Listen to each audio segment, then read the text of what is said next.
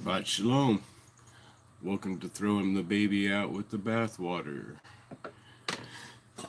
This week we're working on chapters 11 and 12 of the Inky tablets. A little bit of pre-show business to take care of here. Let me see if I can't get myself up on another thing so I can read chat at the same time. I do apologize for missing 2 weeks with the show. My fiber optic cable has been cut by the local construction company crews that have been doing utility upgrades in my neighborhood.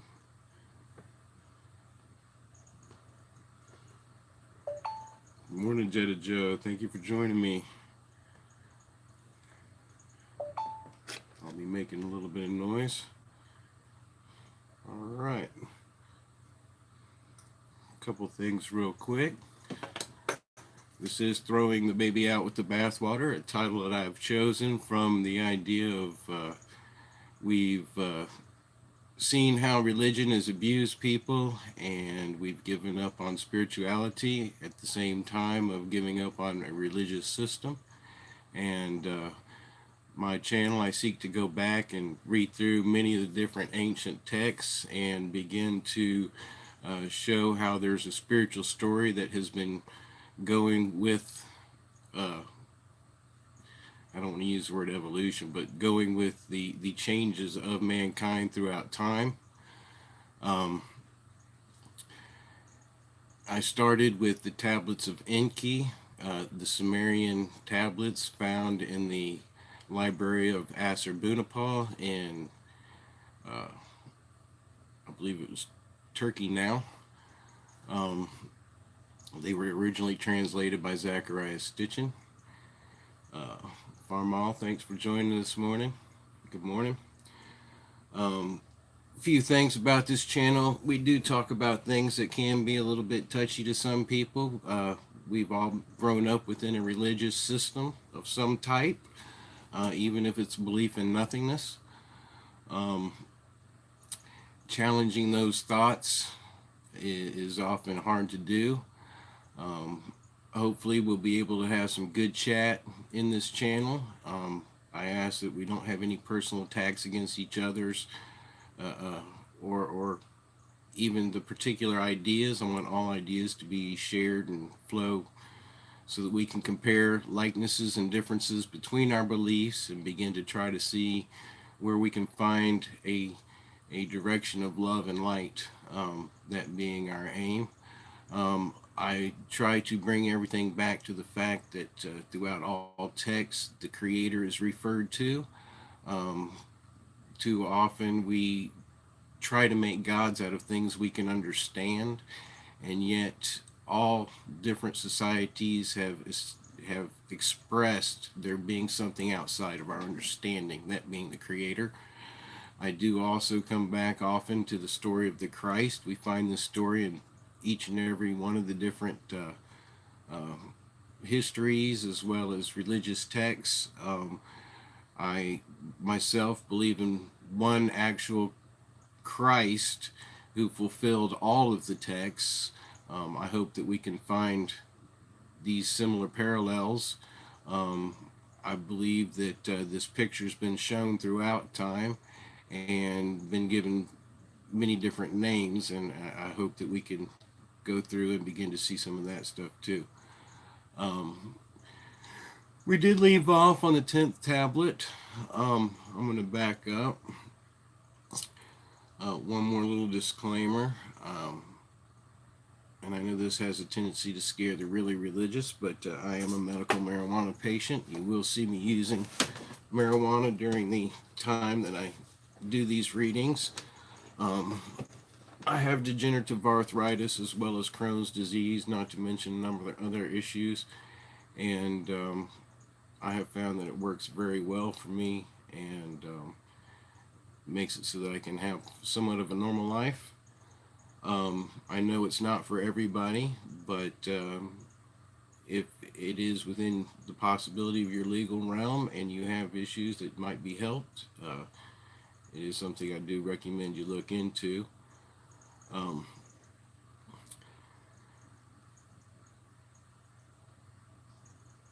my own personal travel spiritually,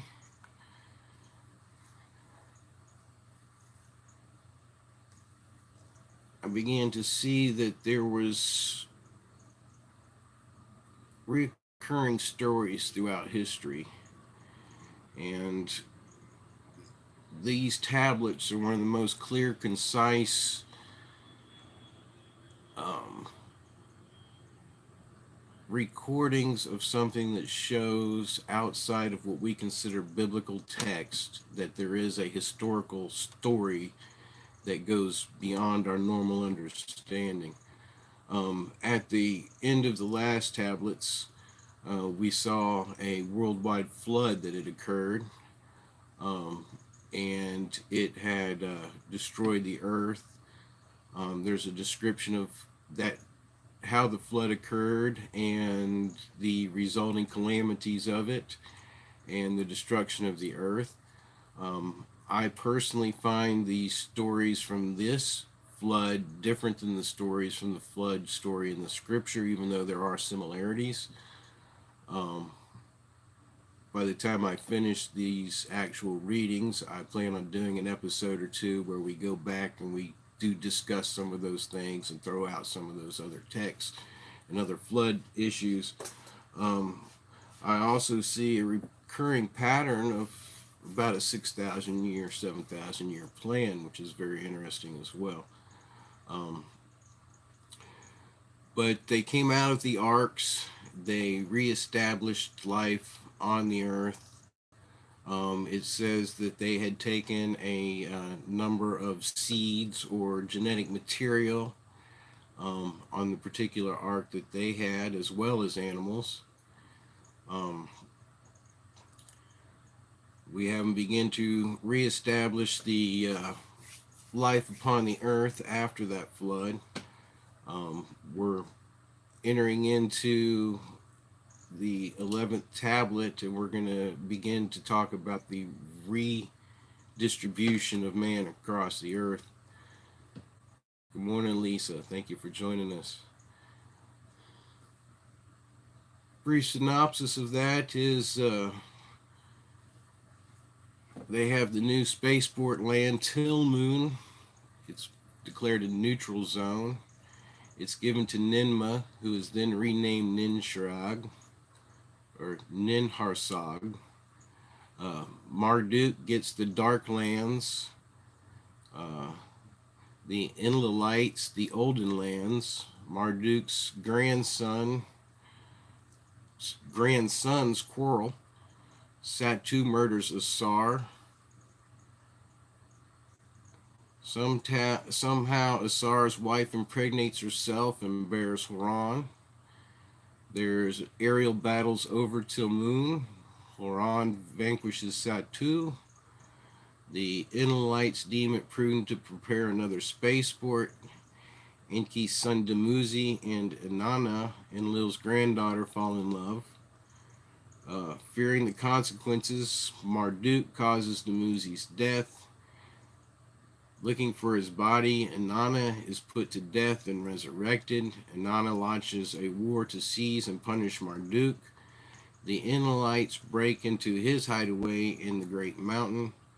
They seal the uppermost chamber to entomb Marduk alive. Marduk's wife, Serapanet, and his son Nabu plead for his life. Ningishzida, knowing the Mount's secret, reaches Marduk. Marduk's life is spared. He goes into exile. We have Enki and Enlil then divide among the earth among their other sons. We'll take a drink here real quick before we get started. Cheers. Any of y'all wish to join me this morning?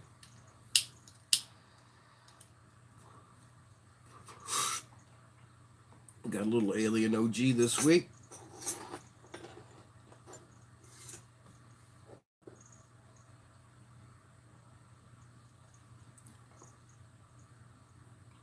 It's got a fairly good terpene profile.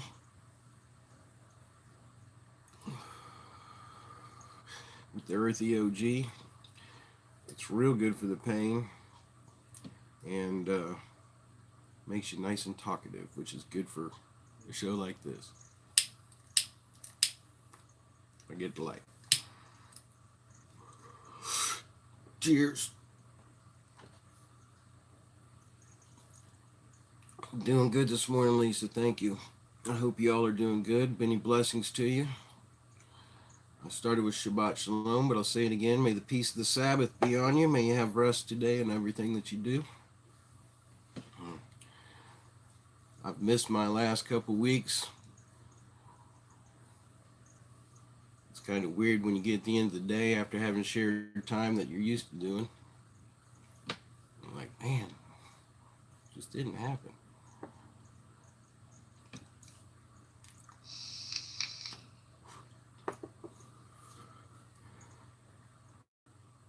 Good to hear.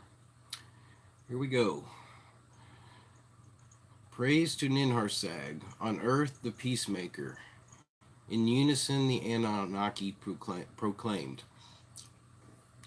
During the first Shar after the deluge, Ninharsag, to cool down tempers, managed. Nibiru, with gold to resupply, was over ambitious and rivalries paramount. You know what? Give me just a moment.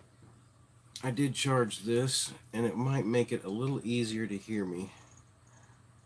I apologize for not thinking about this a minute ago. I had set it up.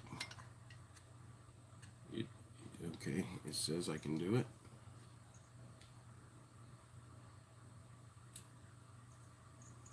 If y'all will let me know if this... Can you hear me any better? I hope so.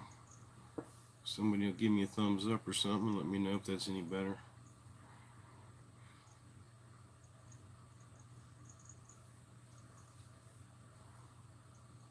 Alrighty. Slowly, the earth to teem with life returned, with the seeds of life by Enki preserved.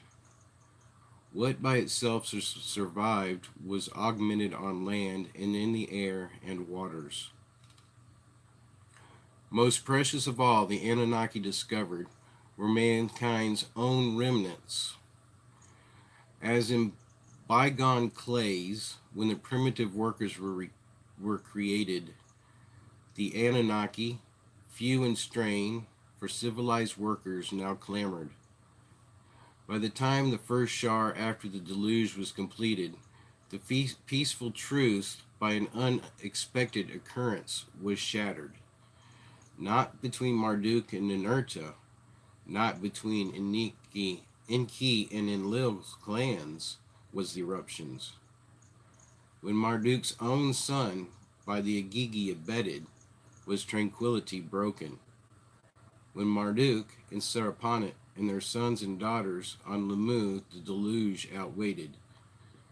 Okay, during the flood, Marduk and his wife and his kids all went up to hang out on Mars. The two sons, Asar and Satu, to the daughters of Shamgaz, the Igigi leader, of liking took. When to earth they all returned, the two brothers, the two sisters espoused. Asar, the one called Asta, chose. Satu, the one called Nabat, betrothed. Asar with his father Marduk in the dark-hued lands to abide chose. Satu near the landing place where the Igigi dwelt, with Shamgaz his dwelling made. About the domains on earth was Shamgaz concerned. Where shall the Igigis, the masters, be? So did Shamgaz to the other Igigi in sight. On that Nabat to Satu daily spoke. By staying with his father, Asar the successor alone shall be. The fertile lands he will inherit. So did Shamgaz and his daughter Nabat to Satu day after day say. How the succession in the hands of Satu alone to retain, father and daughter schemed. On an auspicious day they made a banquet. Igigi and Anunnaki to it they invited. Asar, unsuspecting, to celebrate with his brother, also came. Nabat, his spouse's sister, prepared the tables. Footstools she also set. She beautified herself. With lyre in hand, a song to the mighty Asar she sang. Satu before him chose roast meat cut. With salted knife for him fatlings he served. Shemgaz, in a large goblet, new wine to Asar offered. An admixture for him he made. A large vessel, mighty to look upon, and with exiled wine he gave them.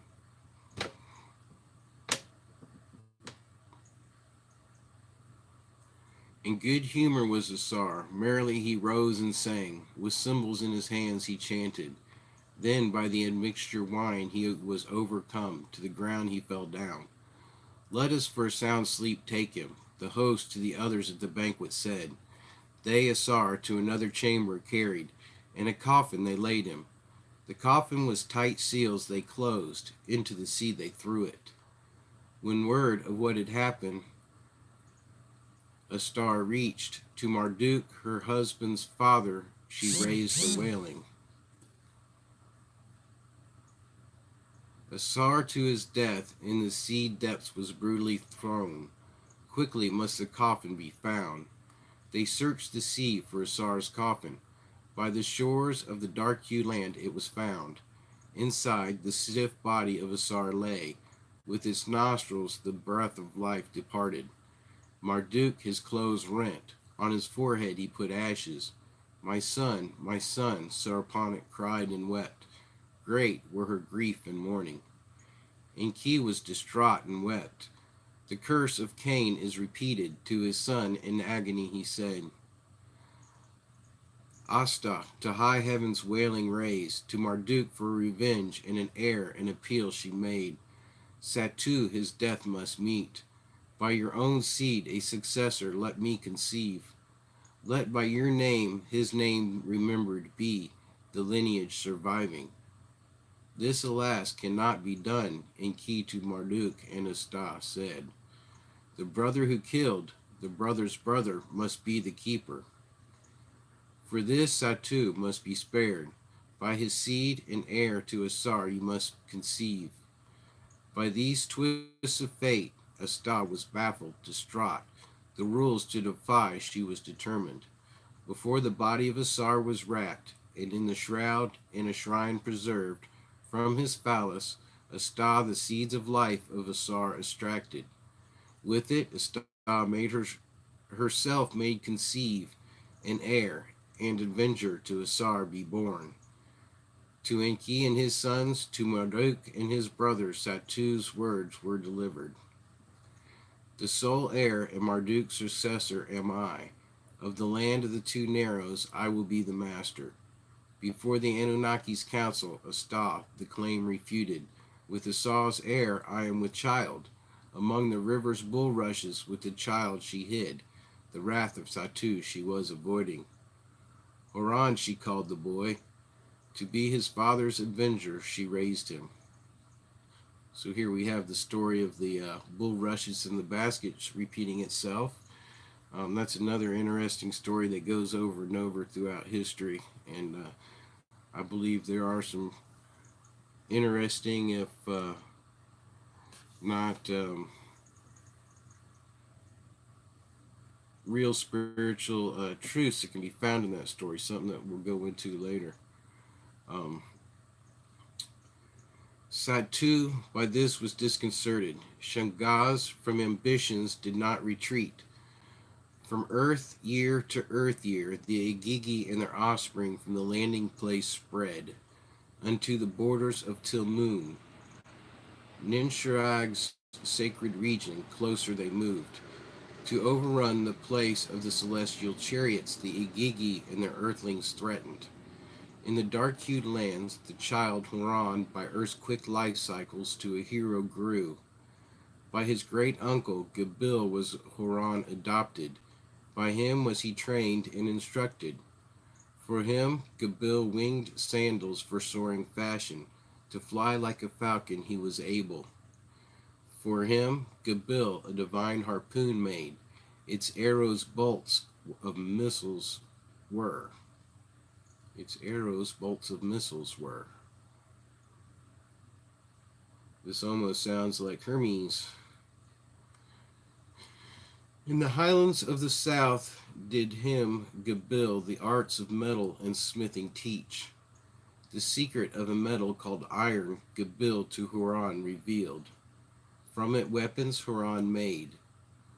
From loyal earthlings an army he raised to challenge Satu in the Igigi northward. Across the land and the river they marched. When Huron and his earthlings' armies the border of Tilmoon, the land of the missiles, reached, Satu to Huron words of challenge sent. Between us two alone is the conflict. Let us, one on one in contest meet. In the skies above Tilmoon, Satu in his whirlwind for combat, Huron awaited. When Huron toward him, like a falcon skyward soared, a poisoned dart at him Satu shot.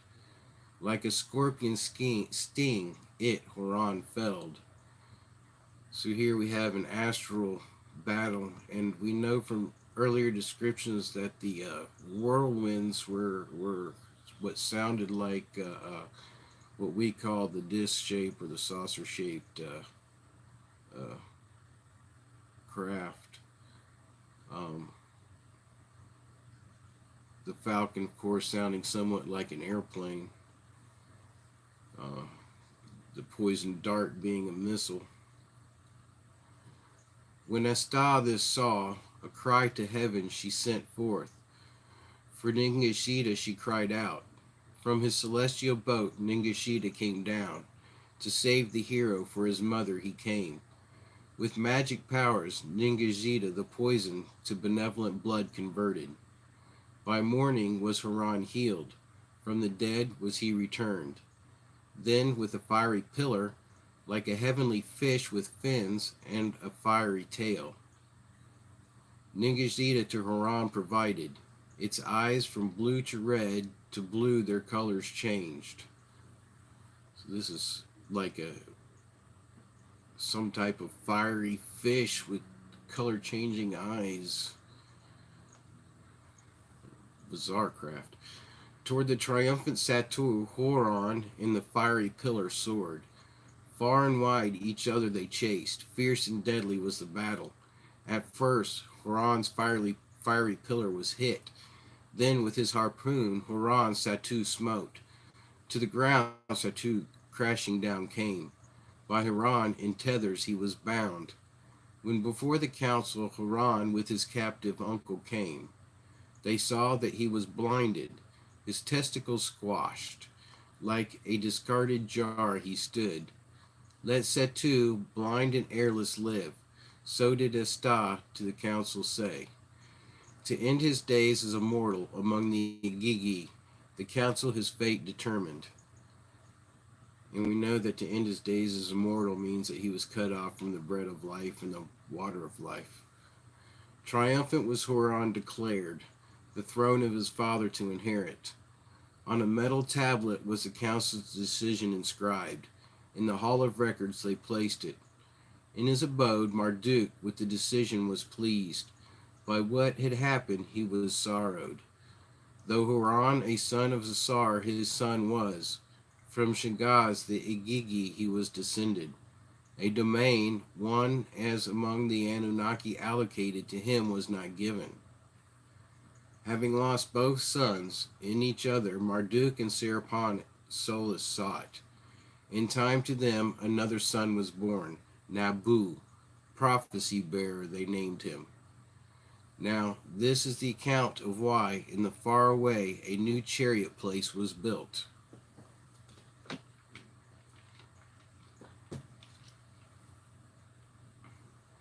And the love of Dumuzi in Inanna that Marduk by Dumuzi's death disrupted. It was after the contesting of Huron and Satu in their aerial battle over Tilmoon that Enlil his 3 sons to a council summoned. With concern to them of what was happening, he said, in the beginning the earthlings in our image and after our likeness was made. Now the Anunnaki offspring in the image and likeness of the earthlings became. Then it was Cain who his brother killed. Now a son of Marduk is his brother's killer. For the first time ever, an Anunnaki offspring from earthlings, an army raised. Weapons from a metal of the Anunnaki a secret in their hands he placed.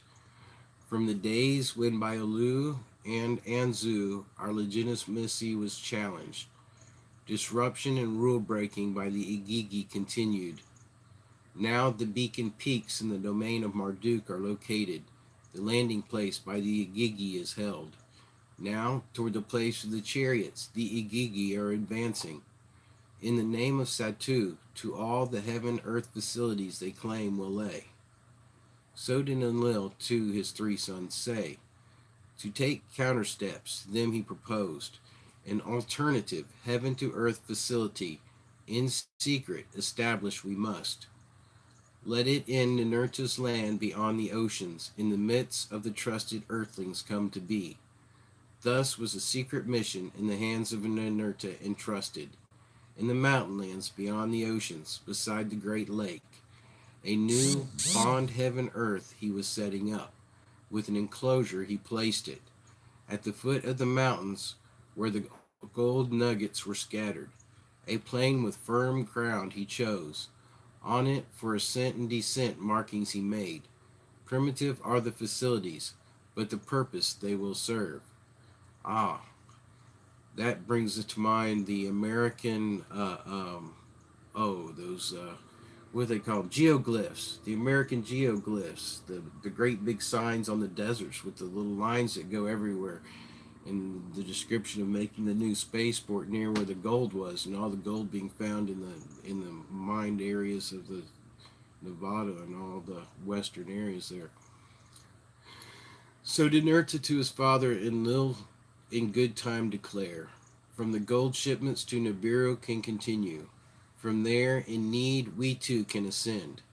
At that time was a blessed event began, as a horrible occurrence ended. At that time, Dumuzi, Enki's youngest son, to Inanna, Nanner's daughter, a liking took. Inanna, Enlil's granddaughter, by the Lord of Herding was captivated. A love that knows no bounds engulfed them, a passion their hearts inflamed. Many of the love songs that for a long time thereafter were sung. Inanna and Dumuzi were the first to sing them. By song, their love they recounted. It's interesting because Dumuzi is the god of rock music. To Dumuzi, his youngest son, Enki, a large domain above the Abzu allotted. Maluha, the black land, was its name. Highland trees there grew, its waters abundant were. Large bulls among its river reeds roamed. Greatly numbered were its cattle.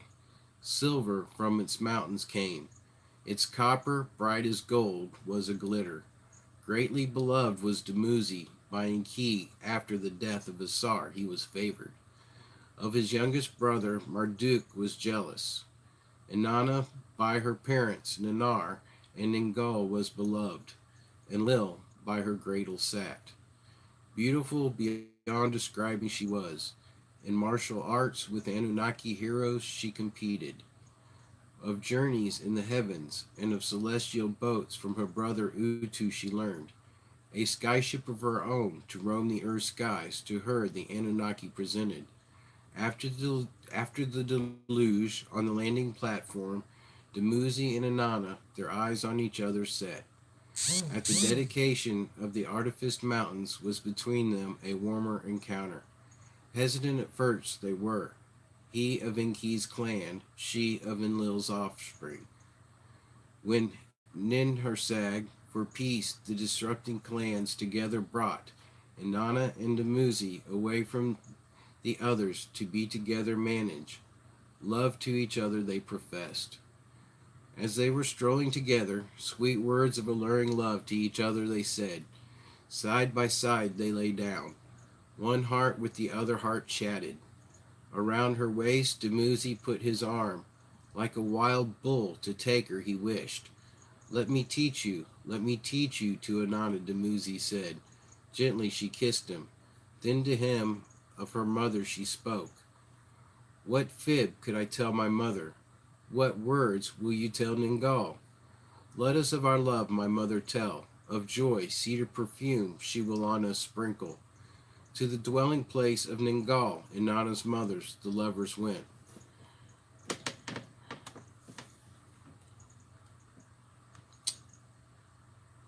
To them Ningal her blessing gave. Of Dumuzi, the mother of Ninana approved. Lord Dumuzi, as the son-in-law of Nanar, you are worthy, to him she said. Dumuzi, as a bridegroom by Nanar himself, was welcomed, and Nana's brother Utu, let it so be said. Perchance, the espousing peace between the clans truly will bring, and Lil to them all said. When of the love and betrothal Dumuzi to his fathers and brothers spoke, and key of peace through espousal also was thinking. His blessing to Dumuzi he gave. Dumuzi's brothers, all except Marduk, about the espousal were joyful. A betrothal bed of gold by Gabil was fashioned. Nergal, blue-hued lapis stones sent. Sweet dates, a fruit by Inanna favored. Beside the bed they in a pile placed. Under the fruits, the beads of lapis they hid for Inanna to discover. As the custom was, to perfume and clothe Inanna, a sister of Dumuzi was sent. Geshtanana, a sister-in-law to be, was her name. To her, Inanna, what was in her heart revealed. Of her future with Dumuzi, to her she said, a vision of a great nation I have. As a great Anunnaki, Dumuzi there will rise. His name over others shall be exalted. His queen and spouse I shall be. Princely status we will share. Rebellious countries we shall together subdue. To Dumuzi I will status give. The country I will rightly direct. Inanna's vision of rulership and glory to Geshtanana, to her brother Marduk, were reported. By Inanna's ambitions, Marduk was greatly disturbed. To Geshtanana, a secret plan he told. To her brother Dumuzi, to the herder's dwelling, Geshtanana went. Lovely to behold and perfumed, to her brother Dumuzi, thus she said, before with your young wife, in your embrace with you will sleep. A legitimate heir by a sister born you must have. Inanna's son to succession shall not be entitled. On your mother's knees he will not be raised. She put his hand in her hand. She pressed her body against his body. My brother, with you I will lie down. Bridegroom, with you a peer of Enki we shall have. So did Geshtanana to Dumuzi whisper, a noble issue from her womb to have. Into her womb Dumuzi poured his semen. By her caressing he fell asleep. During the night Dumuzi had a dream. A premonition of death he envisioned. In the dream, 7 evil bandits he saw coming into his dwelling. The master has sent us for you, son of Dutur, to him they said. They chased away his ewes, his lambs, and kids they drove away. The headdress of lordship they took off his head. The royal robe off his body they tore. The staff of shepherding they took and broke. His cup from its peg they threw down. Naked and barefoot they seized him. In fetters they his hands bound. In the name of the princely bird and the falcon they left him dying. Disturbed and startled, Dumuzi in the middle of the night awoke. To Geshtanana the dream he told. The dream is not favorable. Geshtanana to the distraught Dumuzi said, Marduk of raping me will accuse you, evil he will send. To try you and disgrace you he will order. The liaison with an Enolite to disunite. As a wounded beast, Dumuzi, a cry roared out. Betrayal, betrayal, he shouted. To Utu, Inanna's brother, help me. Word he sent. The name of his father Enki, as a talesman he uttered. Through the desert of Amush, the snake desert, Dumuzi rushed to escape. To the place of the mighty waterfalls, from the evildoers he ran to hide. Where the gushing waters, the rocks, slippery smoothness made, Dumuzi slipped and fell. The onrushing waters, his lifeless body, and a white froth swept away, evil emissaries to arrest you. Kind of sounds like the Grand Canyon. Now, this is the account of Inanna's descent to the lower Abzu. I'm going to take a real quick breather here. Get a drink. Normally I take a break at the end of each chapter, but I'm going to take a peek real quick to see everything's going all right. Partly cloudy. Thanks for joining us. Hog, thanks for coming in, buddy. Toy Soldier, appreciate it, guys. Good to see all y'all this morning. Looks like we're running all right. Trying out a little new setup here.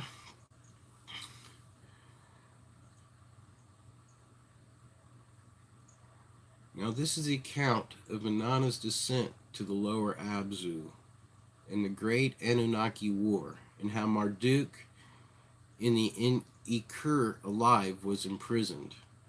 When the lifeless body of Dumuzi from the Great Lakes waters by Ningal was retrieved to the abode of Nergal and Ershkigal, in the lower Abzu the body was brought. On a stone slab was the dead body of Dumuzi, a son of Enki, placed. When of what had happened, word to Enki was sent. Enki rent his clothes. On his forehead he put ashes. My son, for Dumuzi he lamented. What have I sinned to be so punished? Out loud he asked. When I to the earth from Nibiru came, Ea, he whose home in waters was my name. With waters did the celestial chariots obtain their thrust power. In waters I splashed down. Then by an avalanche of waters the earth was swept over. In waters did Asar my grandchild drown. By waters my beloved Dumuzi is now dead. Everything I had done, for the righteous purpose did I do it. Why am I punished? Why has fate against me turned? So did Enki bewail and lament. When from Geshtanana a veracity of occurrences was discovered. Greater was Enki's agony. Now Marduk, my firstborn, for his deed will also suffer. By the disappearance and death of Dumuzi was Inanna worried, then grieved. Then to the lower Abzu she hurried, Dumuzi's body for burial to retrieve. When Ershkigal, her sister, on arrival of Inanna at the precinct's gate was told, Ershkigal, a devious scheme on part of Inanna suspected. At each of the 7 gates, one of Inanna's accoutrements and weapons was from her removed.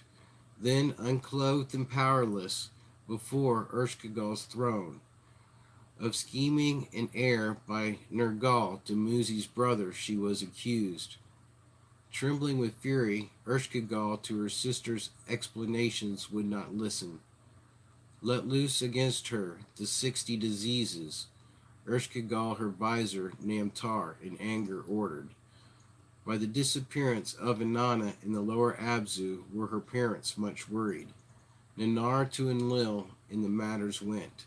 Enlil to Enki a message sent. From Nergal his son, Ershkigal's spouse, Enki what had happened learned. From clay of the Abzu, Enki 2 emissaries fashioned, being without blood, by death rays unharmed.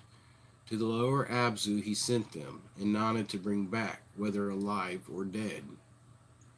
Wow. When before Ershkigal they came, Ershkigal by their appearance was puzzled. Are you Anunnaki? Are you earthlings? With bewilderment, she asked them. Namtar, the magical weapons of power against them directed, but unharmed the two were. To the lifeless body of Inanna he took them, hanging from a stake she was. Upon the corpse the clay emissaries, a pulsar and an emitter directed. Then the water of life on her they sprinkled, in her mouth the plant of life they placed. Then Inanna stirred, her eyes she opened. From the dead Inanna arose. Interesting. This is first time I've noticed the reference to the fact that they placed the water of life upon them or sprinkled it. It almost sounds like a baptism.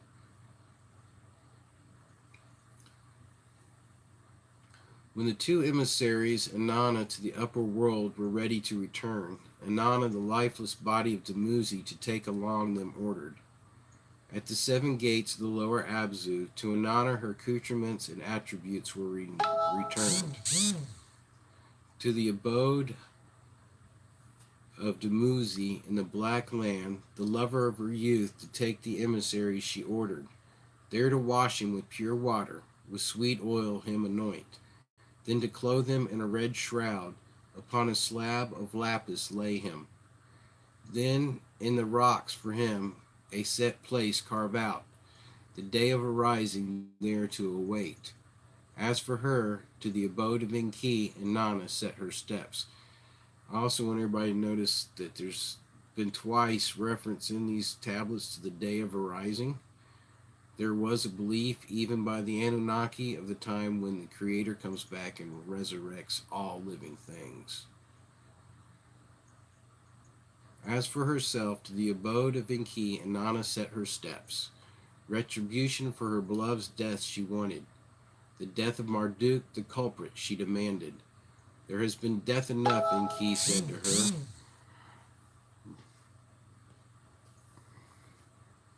Pardon me for just 1 second.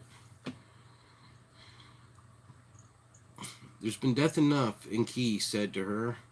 Marduk an instigator was, but murder he committed not. When Inanna learned that Marduk would not by Enki be punished, Inanna to her parents and brother went. To high heaven she a wailing raised. Justice, revenge, death to Marduk she cried for. At Enlil's abode his sons, Inanna and Utu, joined. For a council of war they gathered. Ninurta, whom the rebel Amzu defeated, for strong measures argued. Of secret words between Marduk and the Agigi exchanged. Utu to them reported.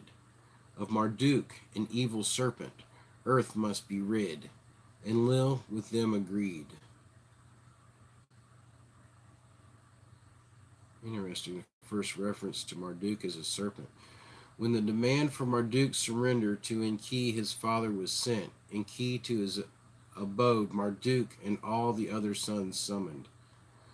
Though for my beloved Dumuzi I am still grieving, Marduk's rights I must defend. Though evil did Marduk instigate, by ill fate, not by Marduk's hand, did Dumuzi die. Marduk is my firstborn. Ninki is his mother. For succession he is destined. From death by Ninurta's gang, by us all he must be protected. So did Enki say. Only Gibil and Ningal, their father's call heeded. Ningizida was opposed.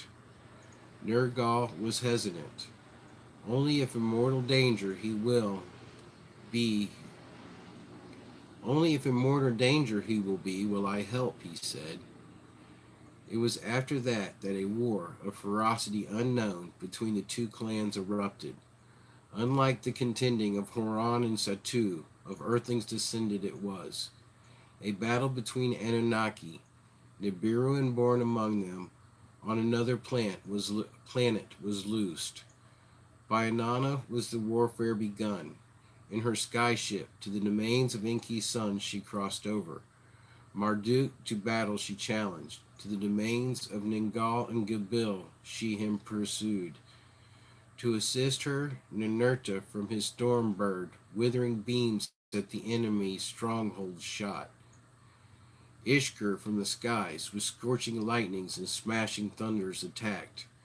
In the Abzu from the river's fish he washed away. Cattle in the fields he dispersed. To the north, the place of the artificed mountains, Marduk then retreated. And the artificed mountains are the ones they built. Pursuing him, Ninurta, on the habitations, poison-bearing missiles rained. His weapon that tears apart the people in those lands robbed of their senses. The canals and the rivers waters bore red from blood became. Ishkur's brilliance, the night's darkness, into the flaming days converted.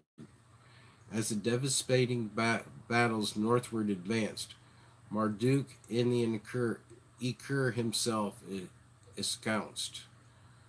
Gabil for it an unseen shield devised. Nergal to heaven, its all-seeing eye raised. With a weapon of brilliance, by a horn directed, Inanna the hiding place attacked. Haran, to defend his grandfather came. By her brilliance was his right eye damaged. While Utu the Agigi and their horde of earthlings beyond the Tilmoon held off. At the foot of the artificed mountains, Anunnaki, this and that clan supporting, in battle clashed. Let Marduk surrender, let the bloodshed end. So did Enlil to Enki words convey. Let brother talk to brother to Enki. Ninhursag a message sent. In his hideout, within the Ikur, Marduk his pursuers to defy continued. Within the house, which like a mountain is, his final stand he made. Inanna, the massive stone structure, could not surmount. Its smooth sides her weapons deflected. Then Ninurta of a secret entrance learned. The swivel stone on the north side he found. Through a dark corridor Ninurta passed, the grand gallery he reached.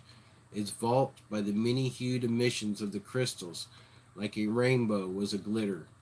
Inside, by the intrusion alerted, Marduk with ready weapons Ninurta awaited.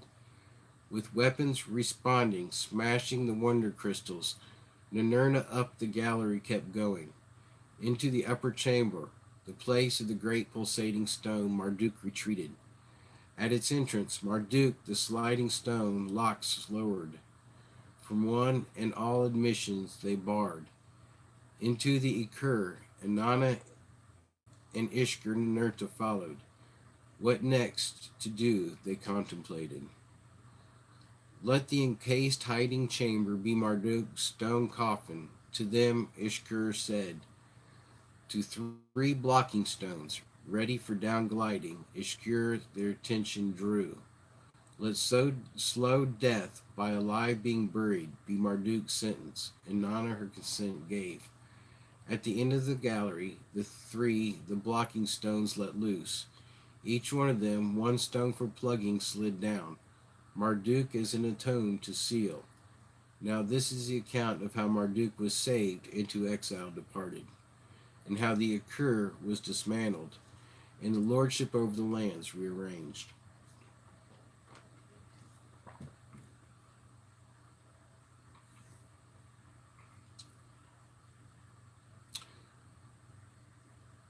Away from the sun and the light, without food or water, Marduk within the Ikur, alive, was entombed. By imprisonment and punishment, without trial, Seripanet, his spouse, a wailing raised. To Enki, her father-in-law, she hurried.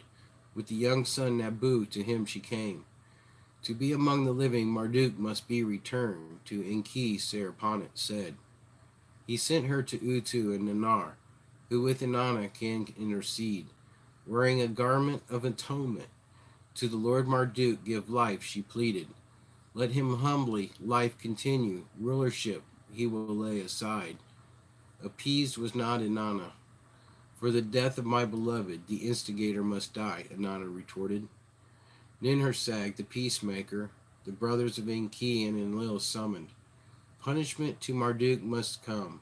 Death is not warranted to them, she said. Let Marduk in exile live, the succession of earth to Ninurta submit. Enlil by her words was pleased and smiled. Ninurta was his son. Of Ninurta she was the mother. If between succession and life the choice is, what can I, a father, say? So did Enki with heavy heart answer.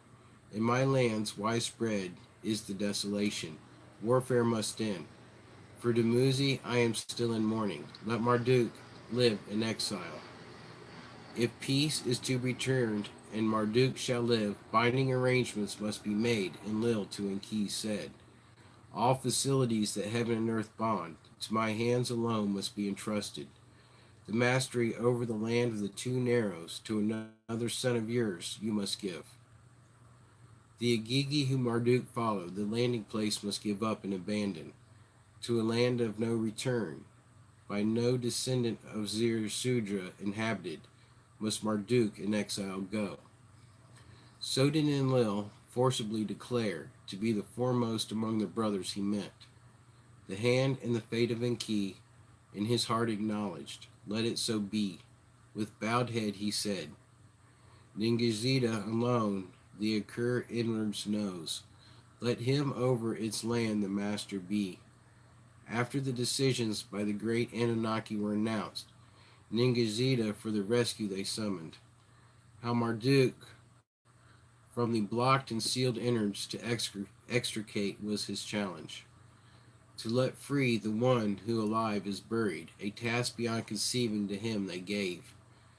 Ningizida, the Akur's secret design contemplated, how to circumvent the blockings he planned. Through a chiseled upper opening, Marduk will be reached. To the leaders he said, at a place which I will show them, a doorway in the stones they will cut. From it upward, a twisting passageway they shall bore, a rescue shaft creating. Through hidden hollowings to the Akur's midst they will continue. At the vortex of the hollowings, through the stones they will break through. A doorway to the insides they will blow open, thereby the blockings circumventing. Up the grand gallery they will continue. The 3 stone bars they will raise. The uppermost chamber, Marduk's death prison, they will reach. Anunnaki, by Ningizida guided, his outline plan they followed. With tools that cracked the stones, the opening they made, the rescue shaft they fashioned, the insides of the artifice mount they reached. An exit they blew open. Circumventing the 3 blocking stones, the uppermost chamber they reached. On a small platform, the portcullises they raised. Marduk fainted, they rescued. Carefully through the twisting shaft, they the Lord lowered. To fresh air they him brought. Outside, Seripanet and Nabu, spouse and father, were awaiting. A joyful reunion it was. When to Marduk, his father Enki, the terms of release conveyed, Marduk was enraged. I would rather die than my birthright forfeit, he shouted. Seripanet into his arm Nabu thrust. We are part of your future, she softly said. Marduk was angered. Marduk was humbled. To fate I yield, he inaudibly said. With Seripanet and Nabu to a land of no return he departed. To a place where horned beasts were hunted. With wife and son he went. After Marduk had departed, Ninurta, the Akur, through the shaft re-entered. Through the horizontal corridor to the Akur's vulva he went. In its east wall, in a niche artfully fashioned, the destiny stone, a red radiance, was emitting. Its power to kill me grabs. With a killing tracking, it me seizes. Ninurta inside the chamber cried, take it away. To obliteration destroy it. To his lieutenants Ninurta shouted. Retracing his steps through the grand gallery to the topmost chamber, Ninurta went. In a hollowed-out chest, the heart of the Akur pulsated. Its net force, by 5 compartments, was enhanced. With his baton, Ninurta the stone chest struck. With a resonating sound, it responded. Its Gugstone, that directions determined, Ninurta ordered to be taken out, to a place of his choice carried. Coming down the grand gallery, Ninurta, the 27 pairs of Nibiru crystals examined. Many in his fight with Marduk were damaged. Some, the struggles intact, survived. To remove the whole ones from their grooves, Ninurta ordered. The others, with his beams, he pulverized. Outside the house, which like a mountain, is Ninurta, in his black bird's sword. To the apex stone his attention he turned. His enemy's epitome it represented. With his weapons he shook it loose. To the ground in pieces it toppled. By this the fear of Marduk is forever ended, Ninurta victorious declared. On the battleground the assembled Anunnaki the praise of Ninurta announced. Like Anu you are made. To their hero and leader they shouted. To replace the incapacitated beacon, a mount near the place of the celestial chariots was chosen. Within its innards, the salvaged crystals were rearranged. Upon its peak, the Gugstone, the stone of directing, was installed. Mount Mashu, Mount of the Supreme Celestial Barku, the mountain is called. At that time, Enlil, his 3 sons summoned. Ninlil and Ninhershag also attended. Commands over olden lands to confirm. Lordship over the new lands to assign they met. To Ninurta, who Anzu and Marduk had vanquished, to Enlilship powers were granted, and all the lands his father's surrogate to be. Of the landing place in the Cedar Mountains, lordship to Ishkur was granted. To his domain northward thereof was the landing place joined.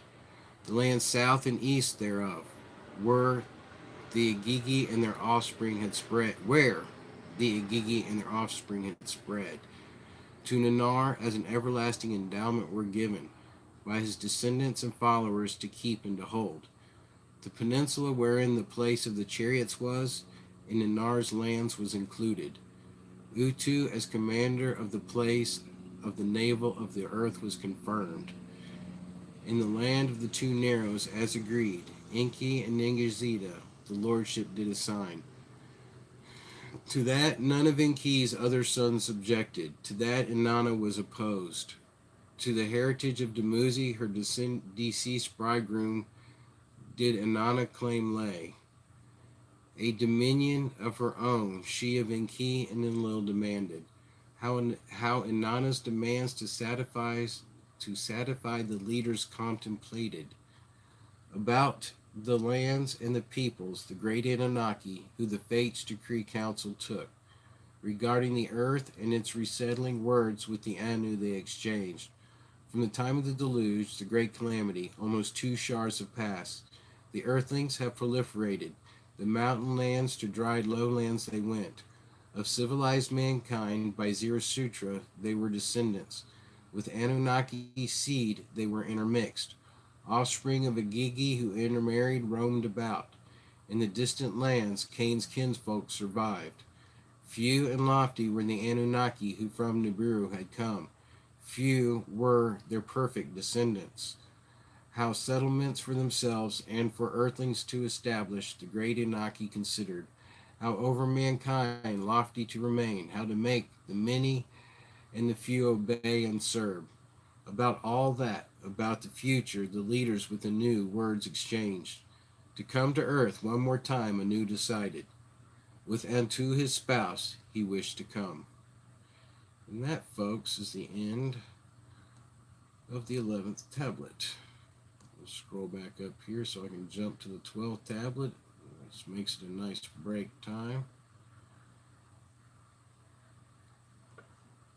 Boy, there was a lot of stuff in that tablet. All kinds of technologies.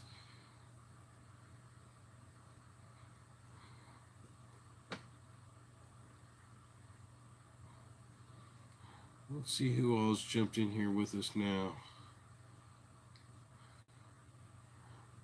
For the 5 of you still with me, thank y'all. Combs, it's a stranger. Wow, buddy, I was wondering if you were still alive. I got a picture to send you. Yep, yep. Good to see you coming by and saying hi. Rock and Grow. Nice to meet you. I am reading the Tablets of Enki. We are doing the 11th and 12th tablets this week. Thanks for joining us. We do have the other tablets in past streams on here. I usually read a tablet, stop, take a break, little smoke, drink, chat about it, see who all is joined in. Denise, volunteer patriot, thank you both for joining. Oh, nice full house this morning. Appreciate you guys. For Rock and Grow, just a brief thing is for years, every Saturday at 10 a.m. usually about that time, me and my family would sit down and read. My three oldest children have grown up. My daughter's still with me, but my two boys have gone off. About 5 months ago, my wife left with my youngest daughter. So instead of giving up my Saturday reading time, I've decided to take it and join friends and sit and read and go through some of these old texts just like I've done for years. And I didn't particularly want to design a show, so to speak. So this kind of is a loose term there because we go back and forth um, in how we're going to do stuff. Figure it out as we go. Um, it is break time. I do have to do the quick intermission break. I will be right back. Everybody, chat for just a moment. Oh, I might want to leave this here.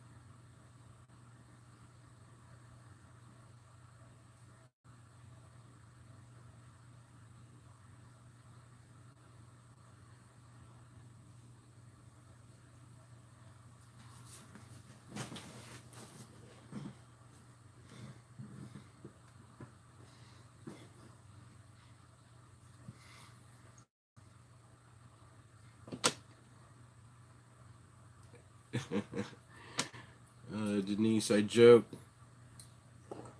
call myself ASMR Brian sometimes because there's a number of people who, when they sit and listen to me for any length of time, end up sleeping.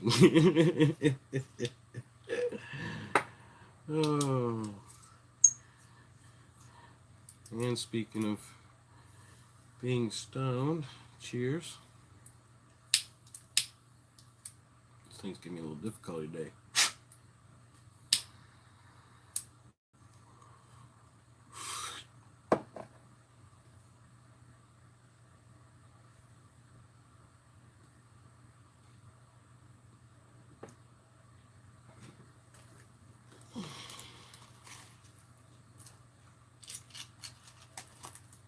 I'm going to try something I haven't managed to do the last 2 weekends, and that's make a pack last for the full 2 days on a Saturday. And yes, lighter.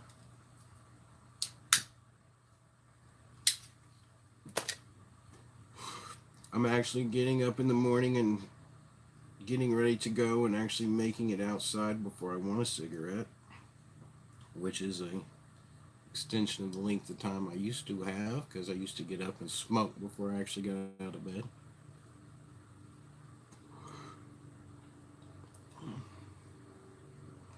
Gelato vape cart, that sounds good. Gelato is my son's favorite flavor. So every time I see him, I get to try gelato. My oldest son is a medical user in the sense that he uses it to go to bed at night. He works all day. He does not smoke until he's ready to call it a night.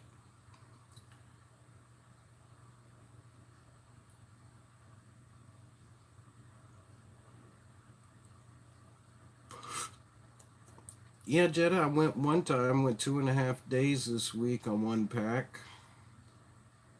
So I'm able to spread it out. I'm starting to use the mental techniques I've used before, like, okay, it's time to smoke your poison, to remind myself that it's not the best thing for me.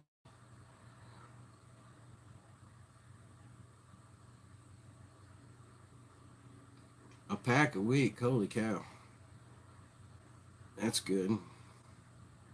I've quit several times in life. Um, this last time I actually went from 08 to 18, just vaping alone, no cigarettes. Or I shouldn't say no cigarettes, maybe 5 in that whole period of time. And because of that, I thought I was good with smoking another one, and it was a bad choice during the time that I smoked it.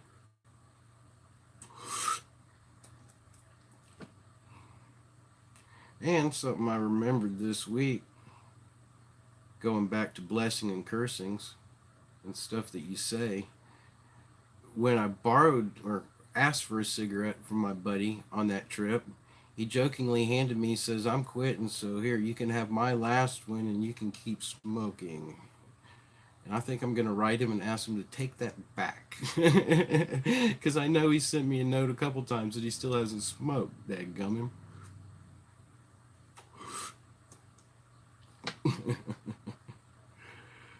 Oh. Yeah, if I smoked like I want to, I would definitely kill a pack from sun up to sundown. That's the way I used to smoke. Um, there's more to cigarettes than nicotine, I have found out.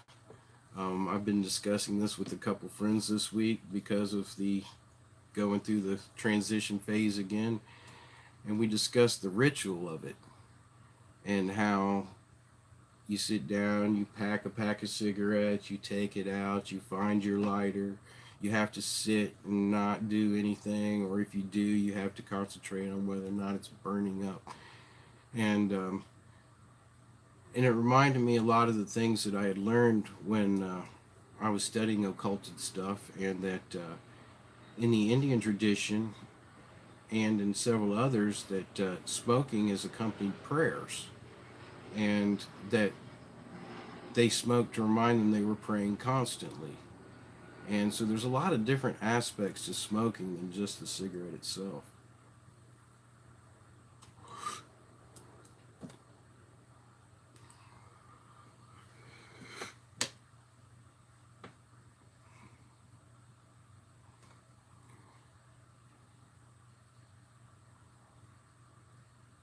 Love to quit smoking. Yeah, and that's where this week I've spent the time. Why I don't really like the taste of cigarettes anymore because vaping is such a more pleasurable experience as far as that goes. Um, I don't like high doses of nicotine anymore because you feel it when you come down way more. Um, so just began to really evaluate all the different aspects of it. Try to think of where I've in the past taken those different things and translated that energy into other areas of my life and trying to start to redirect some of those things. Um, and tried to fulfill the needs of the cigarette in other ways. I guess is what I'm trying to say, or that I'm finding in the cigarette. Um, and the money's crazy, I know. And for me right now, making so little money, it's really clear to me.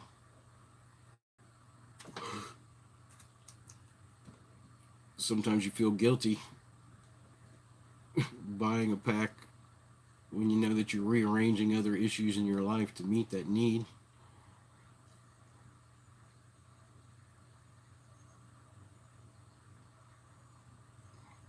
Yes, it has its own package deal, doesn't it?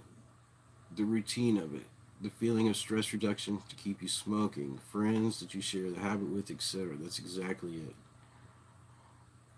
Oh, I missed something about chemtrails. Volunteer said, I don't seek to quit such time as chemtrailing stops. I do, however, wish to cut back to more manageable levels. And see, what I found out, volunteer, is actually that with the vaping, I still expel that crap that you get from being outside. And the more I look into chemtrailing, the more I see evidences in other historical records of chemtrailing, and knowing that our volunteers have read all of these texts way before we were ever given the opportunity to read them, and that they have been searching this earth for all of these technologies. I mean, just in this last tablet, we had germ warfare, we had electric warfare, we had gravitic warfare, we had what appears to be laser or light warfare. We have reference to what was originally some type of water technology. They've been hunting for all this stuff for years and years, secretly, taking the money from us and our labor to finance their treasure hunts, and then putting those technologies to work to raise their quote unquote gods. So, in my estimation, they found some of these sleeping Anunnaki, if they're still even asleep. I kind of wonder this whole Antarctic thing, if they might not have one or two of them awake.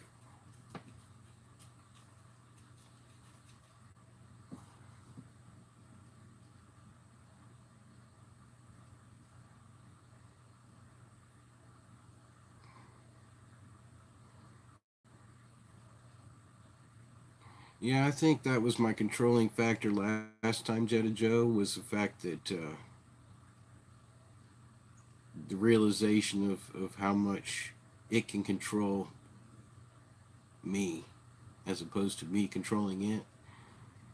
Because if we follow spiritual law and do all things in moderation, then it shouldn't have control over us. We should have control over it. And I believe that's where they've added all the extra poisons to the tobacco to make it so it's so much harder in the cigarette to let down, because it is not like the vaping. There is something more in it, there's other stuff in it.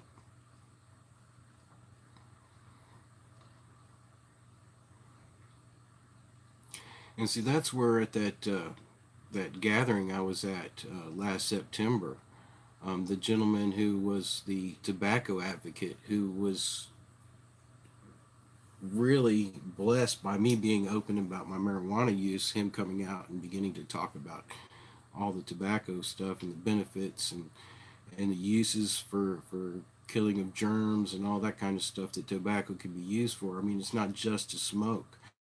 And he grew his own tobacco, so it had nothing in it. It's totally different. I mean, you could smoke it, and it wasn't like smoking a cigarette. You would actually want a cigarette later, very shortly afterwards, again, because of all the other poisons I believe that are in the tobacco.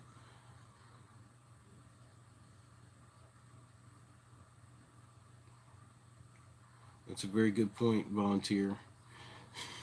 Very good point. They try to keep people from growing good herb, good medicinal type of plants, so that they can continue to feed us their poison, their genetically modified stuff.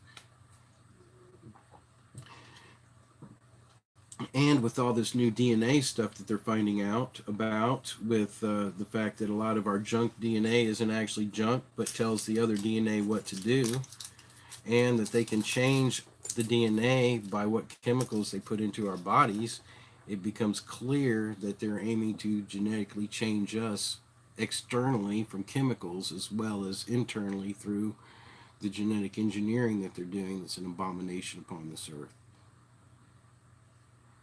We had the chimeras ruled once before. The chimeras are going to be turned loose again.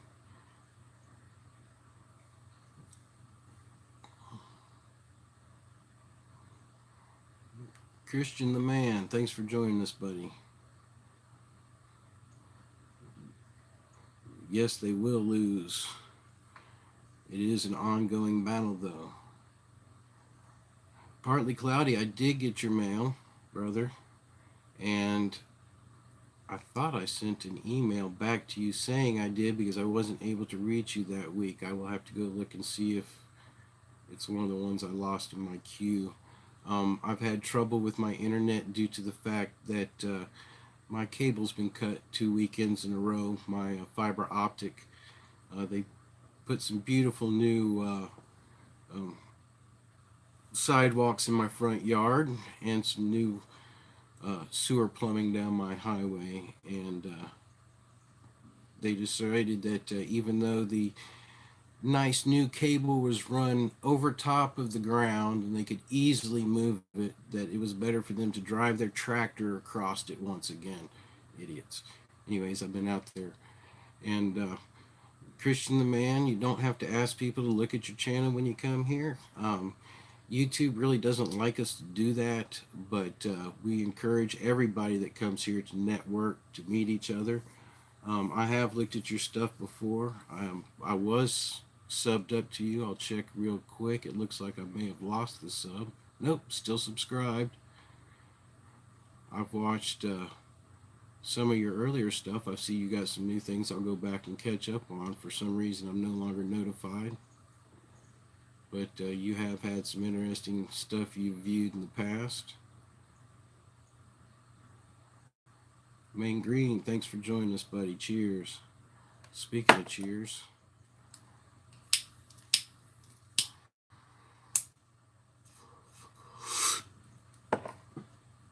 Speaking of aliens, I have a little alien OG.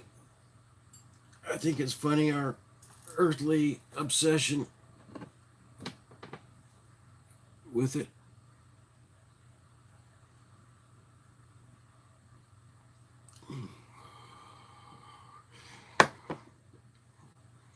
Yes, Christian. One thing that I try to show from what I'm reading and doing is that the creation is actually repeated several times. The history seemed to indicate that we are in the or at the end of the fifth creation of man's incarnation, heading into the sixth. I believe that is what the scriptural texts teach and what the biblical changes are referred to. I believe that they've lied to us and stolen the truth of these things to hide the fact that the genetic manipulation that's been done to God's creation over the years, and the fact that the Creator does in these stories eventually return.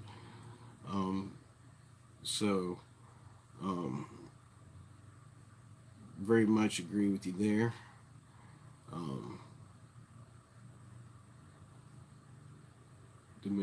Yes, the manipulation of draconian people. Yes, I do agree with you that what we see here is listed as the ones battling for the quote-unquote control are those that are the manipulated, or like I said, it was the first time I'd seen Marduk referred to as the serpent was in this last tablet. And I have seen it in other tablets I've read from Sumerian texts that there was some type of serpent type DNA in him.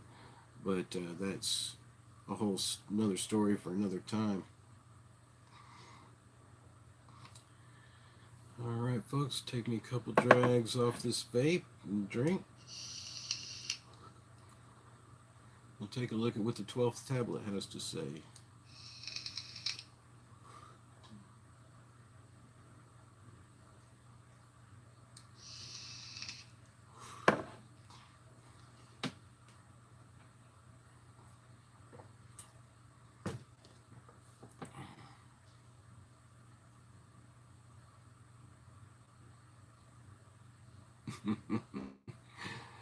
Oh, I've got something to say to that, Christian the man, because they do come and talk, and you've got to watch. You got to watch what they say. Synopsis of the 12th tablet. We have that the earth continues to dry, or the soil's dry. The plains and the valleys are resettled. Plentiful gold comes from the lands beyond the seas. Anu and his spouse Antu arrive for a memorable visit. Reminiscing, the leaders realize they are destiny's pawns. They allocate 3 regions of civilization to mankind. They are pardoned by the departing Anu. Marduk remains rebellious. The first region and space facilities are Enlilite lands. Man's civilization begins in the first region, or Sumer.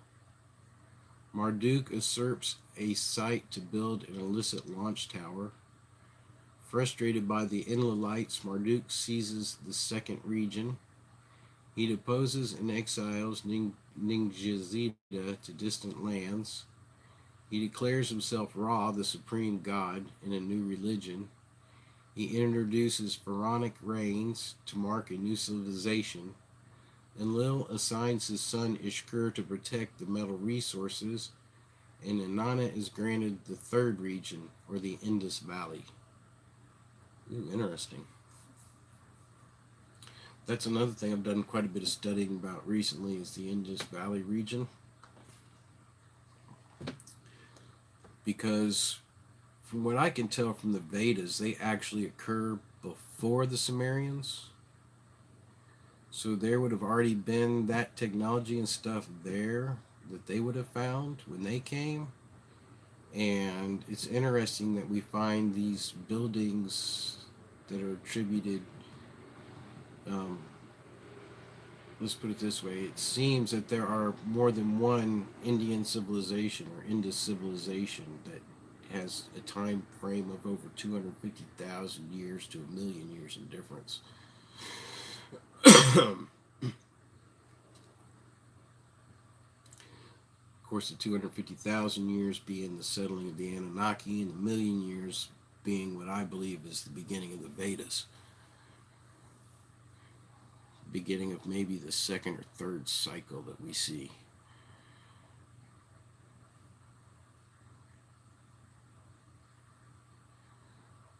Okay. To come to Earth one more time, Anu decided. With Antu, his spouse, he wished to come. While his arrival they awaited, the Anunnaki abodes in the Eden to reestablish began. From the mountain lands where descendants of Shem dwelt, to the olden land the black-headed people migrated. Upon the newly dried soil, the Anunnaki let them settle, food for all to provide. Where Eridu, Enki's first city, before the deluge had stood, on top of the myriads of mud and silt, a new Eridu was marked out. In its center, upon a raised platform, an abode for Enki and Ninki was built. House of Tile, Lord whose return is triumphant, it was called. With gold and silver and precious metals by Enki's sons provided, it was adorned. Above, in a circle skyward pointing, the 12 constellations by their signs were marked out. Below, as in the Abzu, waters with swimming fishes flowed. In a sanctuary, a place that no uninvited can enter, Enki, the ME formulas kept. The ME being the computer they used, the guidance system and all. For Enlil and Ninlil, a next Nibiru atop the mud and silt was established. Near Nibiru was the spaceport or the air traffic control tower. Amid its people's dwellings and cattle folds and stalls, a sacred precinct was walled off.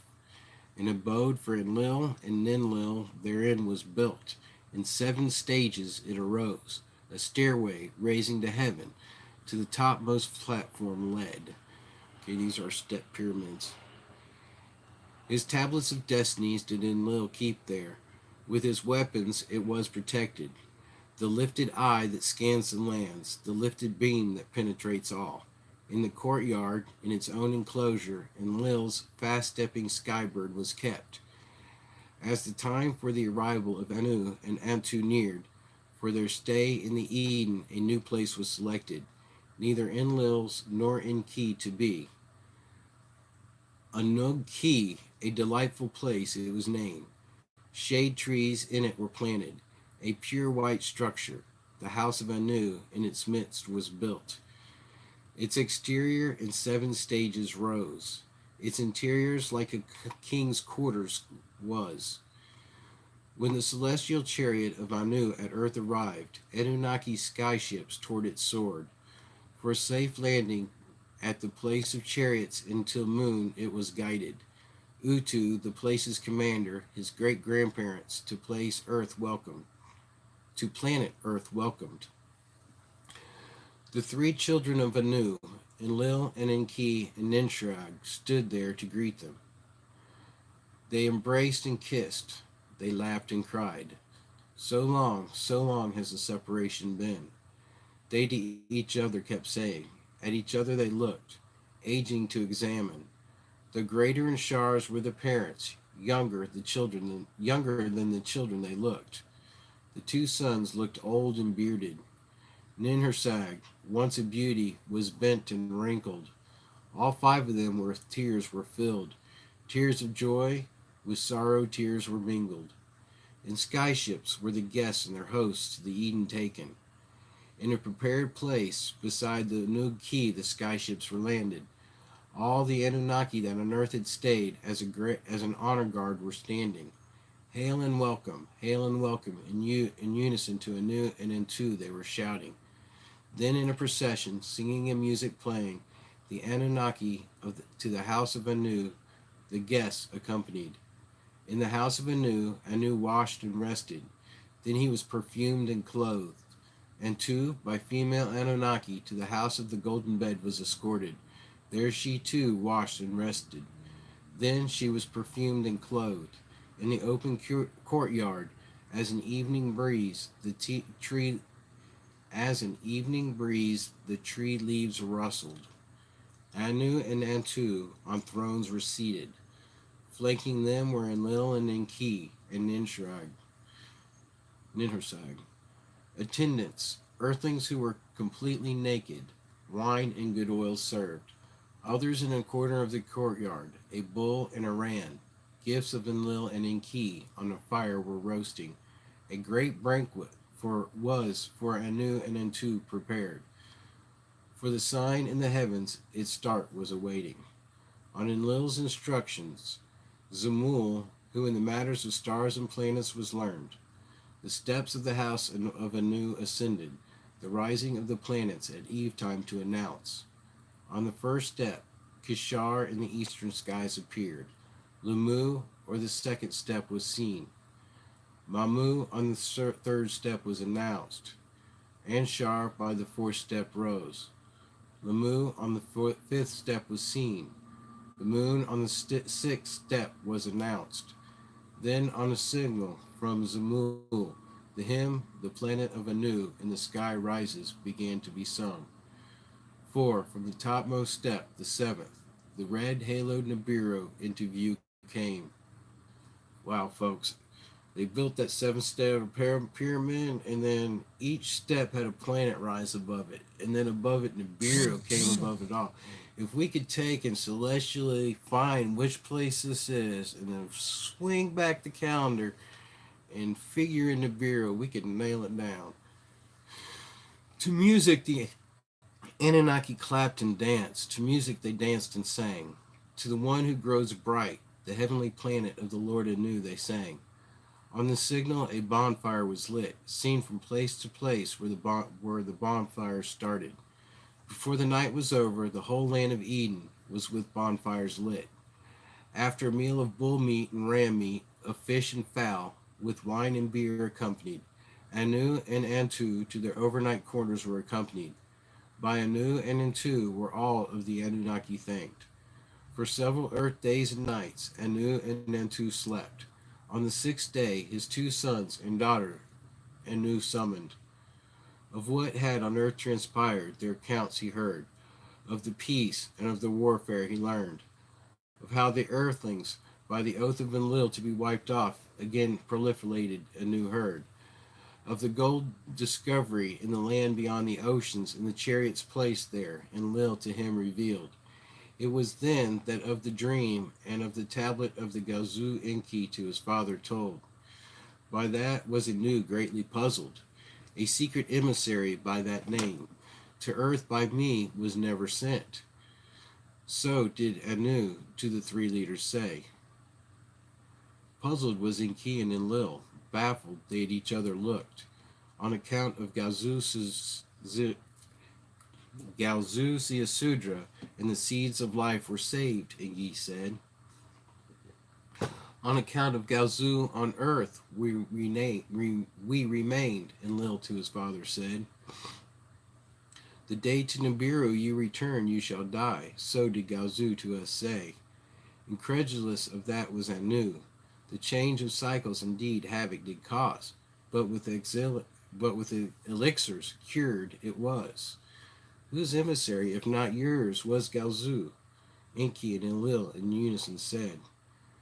Who the earthlings to save wanted, who on earth made us stay? Ninhursag, her head slowly nodded. For the creator of all did Galzu appear. Was the creation of the earthlings also destined? Of that I must wondered. For a while the four of them were silent, each one past events in his heart recounted. While fates we decreed, the hand of destiny every step directed, so did Anu say.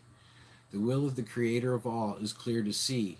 On earth for earthlings, only emissaries we are. The earth to the earthlings belongs. To preserve and advance them we are intended. If that is our mission here, let us accordingly act, so did Enki say. The great Anunnaki who the fates decree councils exchanged regarding the lands. To create civilized regions the great Anunnaki decided, therein knowledge to mankind provide. Cities of man to establish, therein sacred precincts, abodes for the Anunnaki to create. Kingship, as on Nibiru on earth establish, crown and scepter to be to a chosen man give. By him the word of the Anunnaki to the people convey, work and dexterity to enforce. In the sacred precincts a priesthood to establish, the Anunnaki as lofty lords to serve and worship, secret knowledge to be taught, civilization to man convey, to create four regions, three for mankind, one restricted, the Anunnaki resolved. The first region, in the olden Eden land to establish, for Enlil and his sons to dominate.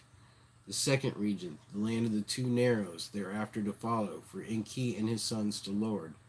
The third region, with the other two not mingling, in a distant land to Inanna grant. The fourth region, for the Anunnaki alone consecrated, the peninsula of the place of chariots will be. Now this is the account of Anu's journey to the land beyond the oceans, and how in the first region, for the Anunnaki cities were reestablished. Having the decision about the four regions and mankind's civilizations made, Anu about his grandson Marduk inquired. I must see him again to the leaders, Anu said. Whether by Dumuzi or by Ningishzida to Nibiru inviting, Marduk's ire I myself have caused. So did Anu wonder. To reconsider the punishment of Marduk he wished. When to the lands beyond the ocean you journey, Marduk to meet you will be told. The land where he roams, in those parts of the earth it is, so did Enlil to Anu say. Before the distant lands the royal couple went. The Eden and its lands Anu and the Antu surveyed. Eridu and Nibiru Ki they visited. Where the cities of the first region were planned, they saw. In Eridu, Enlil and Enki complained. The Imi formulas to himself Enki is keeping. Anu on the seat of honor seated, words of praise to Enki said, my son for himself a magnificent house built, beautifully on a platform it is raised. To the people that the house surround and serve, great knowledge will Enki give. Now the knowledge that in the Imi is secreted with other Anunnaki must be shared. Embarrassed was Enki. To share with all the divine formulas to Anu he promised. In the ensuing days, in skyships traveling, Anu and Antu to the other regions surveyed. Then, on the 17th day, to Angu Ki the royal couple returned for one more night of rest. In the morrow, when the younger Anunnaki before Anu and Antu for a blessing came, Anu to his great-granddaughter Inanna took a liking. He drew her closely, he hugged and kissed her. Let all my words heed. To the congregated he announced, this place after we leave to Inanna as a dowry is given. Let the sky ship in which we the earth shall survey to Inanna my present be. Joyed, Inanna to dance and sing began. Her praises of Anu as him in times to come were chanted. Thereafter, bidding farewells to the Anunnaki for the lands beyond the oceans, Anu and Antu departed. Enlil and Enki, Ninurta and Ishkur with them to the Golden Land went. To impress Anu the king with the great golden riches, Ninurta an abode for Anu and Antu built. Its stone blocks to perfection cut, with pure gold inside were covered. A golden enclosure with flowers of carnelian stones carved, the royal couple awaited. By the shore of the great mountain lake was the abode erected. Kind of sounds like a city of gold, maybe? How the gold nuggets are collected, the visitors were shown. There is gold here enough for many showers to come, Anu, satisfied, said. To a place nearby, Ninurta to Anu and Antu, an artificed mound showed. How to a place for melting and refining metals it was made, Ninurta explained. How a new metal from stones was extracted, he showed them. Anunnaki made, he called it. How, by combining it with the abundant copper, a strong metal he invented, he showed them. On a great lake, from whose stones the metals came, Anu and Antu sailed. The lake of Anak Anu called it. Henceforth, this was its name.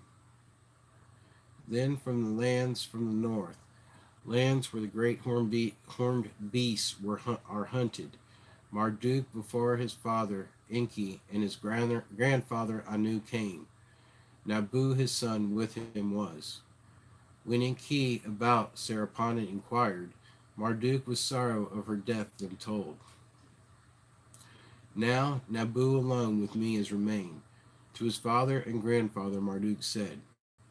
Anu Marduk to his chest pressed. Enough, you have been punished, to him he said. With his right hand on Marduk's head, Anu, Marduk to be forgiven blessed. From the golden place, high in the mountains, all who had gathered to the plain below went. There, stretching to the horizon, Ninurta, a new place for the chariots, has prepared. Anu and Antu's celestial chariot stood there ready. With gold to the brim, it was loaded. As the time for departing came, Anu to his children's words of goodbye and guidance said, whatever destiny for the earth and the earthlings intended, let it so be.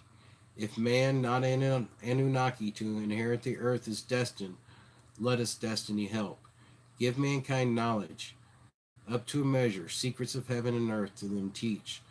Laws of justice and righteousness teach them. Then depart and leave. So did Anu to his children fatherly instructions give. Once more they hugged, embraced, and kissed, and from the new chariot's place, Anu and Antu for Nibiru left. The first to break the sorrowed silence was Marduk. With anger were his words. What is this new place of celestial chariots? Of the others, an explanation he demanded. What after my exile, without my knowledge, has transpired? When Enki of the decisions about the four regions to Marduk told, Marduk's fury knew no bounds. Why will Inanna, a cause of Dumuzi's death, her own region get? The decisions have been made, they cannot be altered. So did Enlil to Marduk say. In separate skyships to the Eden and its adjoining lands they returned. Sensing trouble, Enlil, Ishkur to stay behind instructed. Over the gold watch to keep. To commemorate Anu's visit, a new count of time passage was introduced. By Earth years, not Nibiru Shars, was what on Earth transpired to be counted. In the age of the bull, to Enlil dedicated, was the count of the Earth years begun.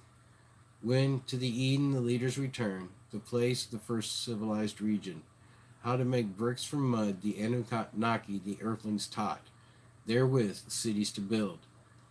But where once cities of the Anunnaki alone had stood, cities for both them and the Earthlings now arose. Therein and in new cities for the great Anunnaki sacred precincts were consecrated. Therein the Anunnaki with lofty abodes were provided. Temples by mankind they were called. Therein the Anunnaki as lofty lords were served and worshipped. By number ranks were they honored. Their heirship to mankind made known. Anu the heavenly, the rank of 60 held. The Enlil, the rank of 50 was given. On Ninurta, his foremost son, did Enlil the same rank bestow. Next in succession was Lord Enki, the rank of 40 he held. To Nanar, the son of Enlil and Enlil, the rank of 30 was assigned. To his son and successor Utu, the rank of 20 was allotted. 10, as a number of rank, to the other Anunnaki leaders' sons were granted. Ranks by the fives between the female Anunnaki and spouses were shared. When after Eridu and Nibruki and their temple abodes were completed. In Lagash, the Girsu precinct for Ninurta was built. His black skybird there was kept. In Ninu, house of 50, was the temple abode for Ninurta and Bau his spouse called. The supreme hunter and supreme smiter. Weapons a gift of Anu. The Ininu protected. Where Sipar, before the deluge had been, on top of the mud soil, Utu, a new Sipar established. Ini Ebabar, the shining house, an abode for Utu and his spouse Ea was raised. From there, Utu, for mankind, laws of justice promulgated.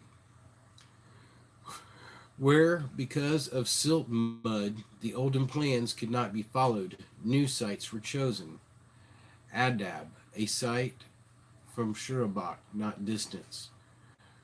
For Ninhursag, a new center was made. The house of succor and healing knowledge was her temple abode therein named. The MEs of how the earthlings were fashioned, Ninhursag in its holy shrine kept. For Nanar, a city with straight streets, canals, and wharves was provided. Urim was its name. House of the throne seeds was its temple abode called. The moonbeams to the lands it reflected. Ishkur to the mountain lands of the north returned. The house of the seven storms his abode was called. Inanna and Anugki resided. In the abode of Anu bequeathed to her she dwelt. Marduk and Nabu in the Eridu dwelt. In the Eden, their own abodes they did not have.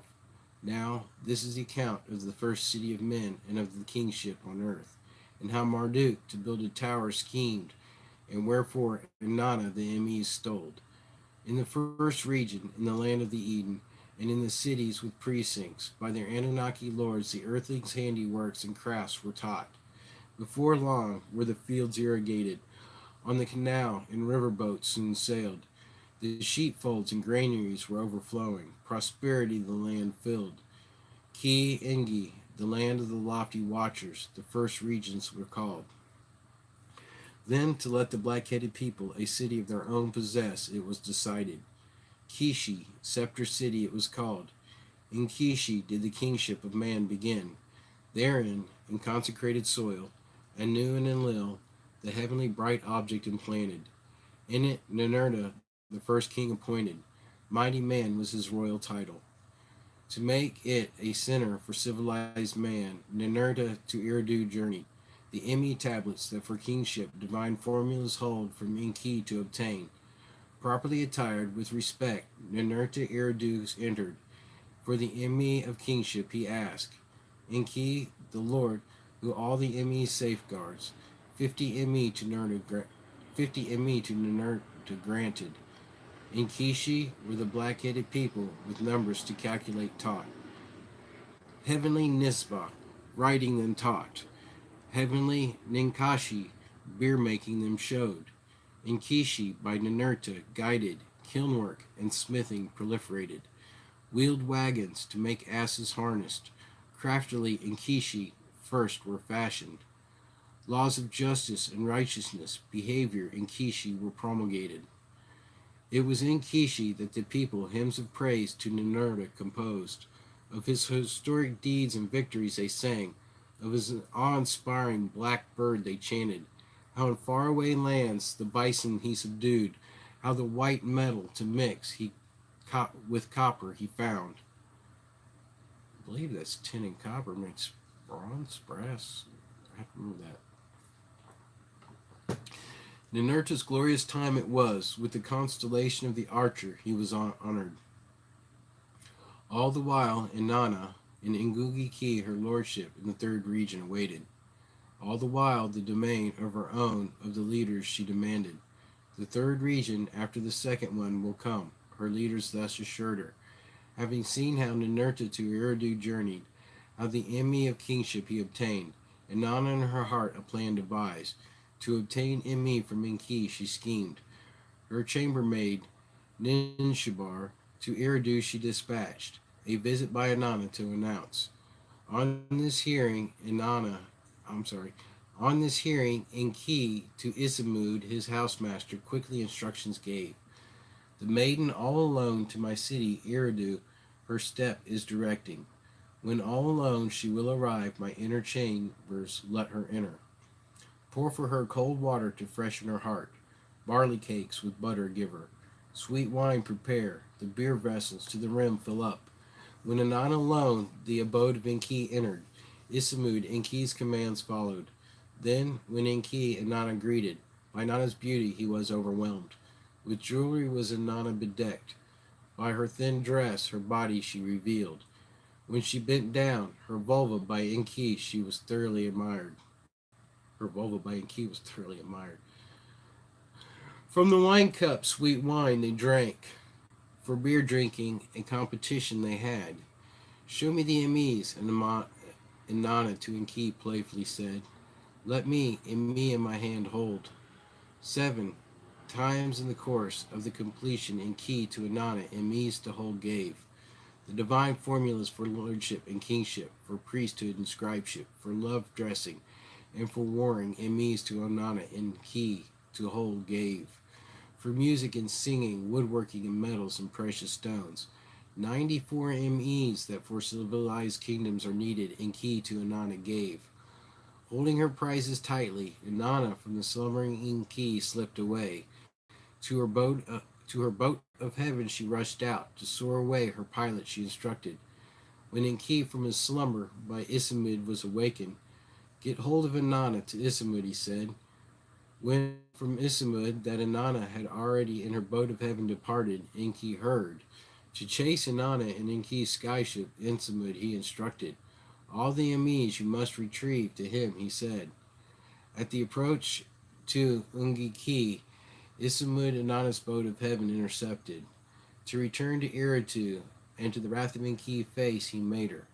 But when Inanna back to Eridu was brought, the Amis with her no more were. To her chambermaid, Ninshabar, she gave them. To the house of Anu, in Ungiki, Ninshabar took them. In the name of my power, in the name of my father Anu, I command you, the Amis, to return. So did Enki angrily to Inanna say. In his abode, captive, he held her. When of this Enlil heard, to Eridu, to face his brother, he came. By right the Amis I have obtained, Enki himself in my hand placed them. So did Inanna to Enlil say. The truth of that Enki meekly admitted. When when the time term of Kishi shall be completed, the Ungikai kingship shall pass. So did Enlil declare. When Marduk all this did hear, greatly was he enraged. His anger no bounds knew. Enough has my humiliation been. To his father Enki, Marduk shouted. A sacred city of his own in the Eden, from Enlil he forthwith demanded. When Enlil to Marduk's appeal no heed paid, Marduk fate in his own hands grasped. To a place that for Anu's arrival, before Anuki was selected, was considered, Nabu the Igigi and their offspring from the dispersal lands summoned. For Marduk therein a sacred city, a place for skyships to establish. When his followers at the place assembled, stones to build with they found not. Marduk how to make bricks and burn them by fire, to serve as stone to them he showed. Therewith a tower, whose head the heavens can reach, they were building. To thwart the plan, Enlil to the place hurried. To placate Marduk with soothing words he tried. To stop Marduk and Nabu in their endeavor, Enlil did not succeed. In Nibiru-Ki, Enlil his sons and grandchildren assembled. What to do they all considered. Marduk an unpermitted gateway to heaven is building. To earthlings it he is entrusting. So did Enlil to his sons and grandchildren say. If this we allow to happen, no other matter of mankind shall be unreached. This evil plan must be stopped, Ninurta said. All with that agreed. It was night time when from Nibiru-Ki the Enlilite Anunnaki came. From their skyships havoc upon the rising tower. Fire and brimstones they rained. To the tower and the whole encampment a complete end they made. To scatter abroad the leader and his followers, Enlil thereupon decided. Henceforth their counsels to confuse, their unity to shatter, Enlil decreed. Until now all the earthlings one language had, and a single tongue they speak. Henceforth their language I shall confound, that they each other's speech will not understand. In the 310th year since the count of the earth years began, did all this happen. In each region, in every land, the people a different tongue he made to speak. A different form of writing thereafter to each was given, that one the other will not comprehend. 23 kings did in Kishi reign. For 408 years was it the scepter city. It was also in Kishi that a beloved king, Etana, for a heavenly journey was taken. At the allotted time, the kingship of the Nug-Ki he transferred. So did Enlil decree. To its soil, the heavenly bright object from the Kishi was transferred. When the decision to the people was announced, to Inanna, an exaltation hymn they sang. Lady of the Ames, queen, brightly resplendent, righteous in radiance clothed, of heaven and earth beloved, by the love of Anu consecrated, great adorations wearing. 7 times the Ames she obtained, in her hand she them is holding. For the tiara of kingship they are appropriate, for high priesthood suitable. Lady of the great Ames, of them she is the guardian. In the 409th year of the count since the earth years began, kingship of the first reign to the Ungi-Ki was transferred. Its first king was the high priest of the Ina temple abode. A son of Utu he was. As for Marduk, to the land of the two narrows he went. To be master of the second region, once established, he expected. Now this is the account of how the second and third regions were established. I'm going to take a quick drink here. Oh, look who's joining us. One of the original pharaohs. Akhenaten. Thanks for coming by, buddy. See if anybody else popped in. I got to take a quick breather, get a little lightheaded.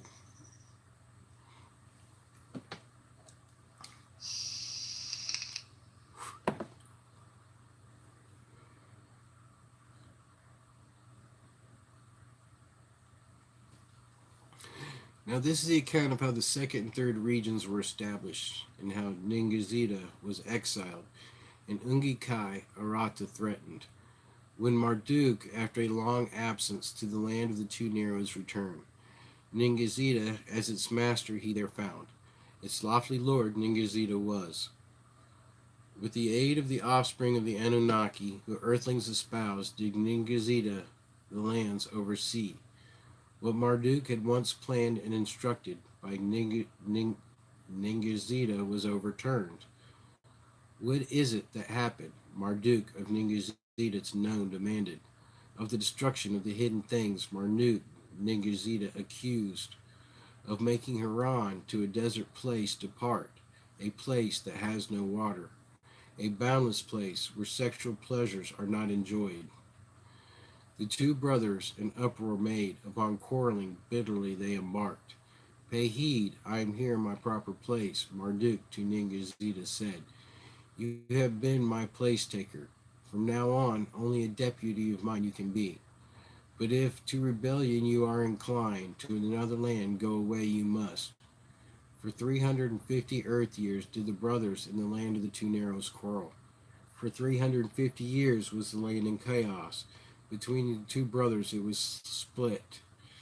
Then Enki their father to Ningizida said, for the sake of peace to the other lands depart. To go to the land beyond the oceans Ningizida chose. With a band of followers thereto he went. 650 earth years was at that time the count. But in the new domain where Ningizida the winged serpent was called, a new count of its own began. Ah, the winged serpent in the new world. So here we have the first reference to Quetzalcoatl and the beginning of the long count. Interesting. In the land of the two Narrows in the second region under Marduk's lordship was established. In the annals of the first region, Magan, the land of the cascading river, it was called. But by the second region's people, when languages were confounded, Himta, the dark brown land, it was henceforth called. Neteru, guardian watchers, the Anunnaki were there in the new language called. Marduk as Ra, the bright one, was worshipped. Enki as Ptah, the developer, was venerated. Ningizida as Tahuti, the divine measurer, was recalled. To erase his memory, Ra, on the stone lion, his image with that of his son Asur replaced. Ah, so here we have the recarving of the head of the Sphinx once at least. To count by tens, not by 60, Ra the people made. The year he also by tens divided. The watching of the moon by the watching of the sun he replaced. Interesting. Whereas under the lordship of Tahuti, the olden city of the north and the city of the south were reestablished.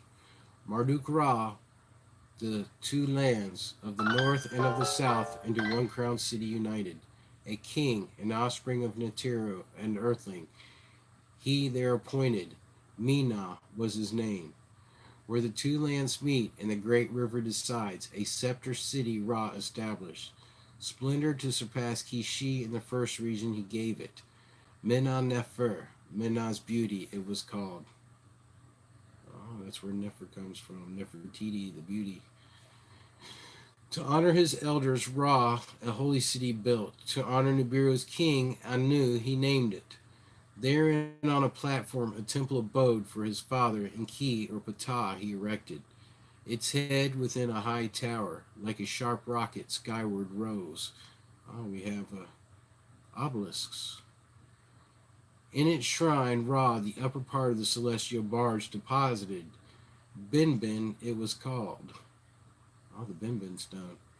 It was one in which, from the planet of countless years, he had traveled. On the day of the new year, the king of the high priest, the ceremonies performed.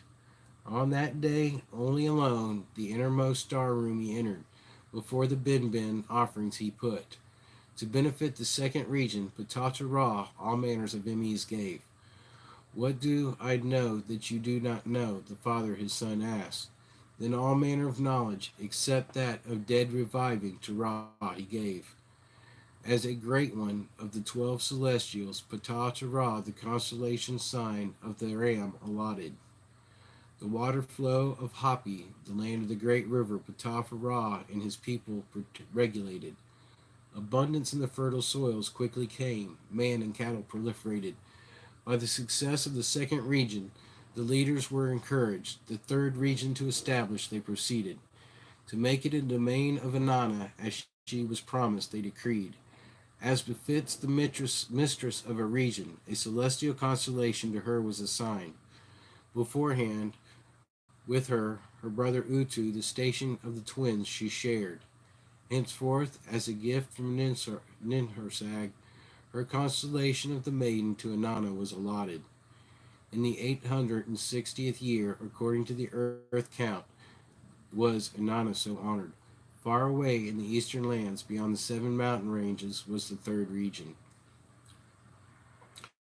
Samush, land of the 60 precious stones, was its highland realm called. Arata, the wooded realm, was in the valley of a meandering great river located. In the great plain did the people cultivate crops of grains and horned cattle herd. There also 2 cities with mud bricks they built, with granaries they were filled.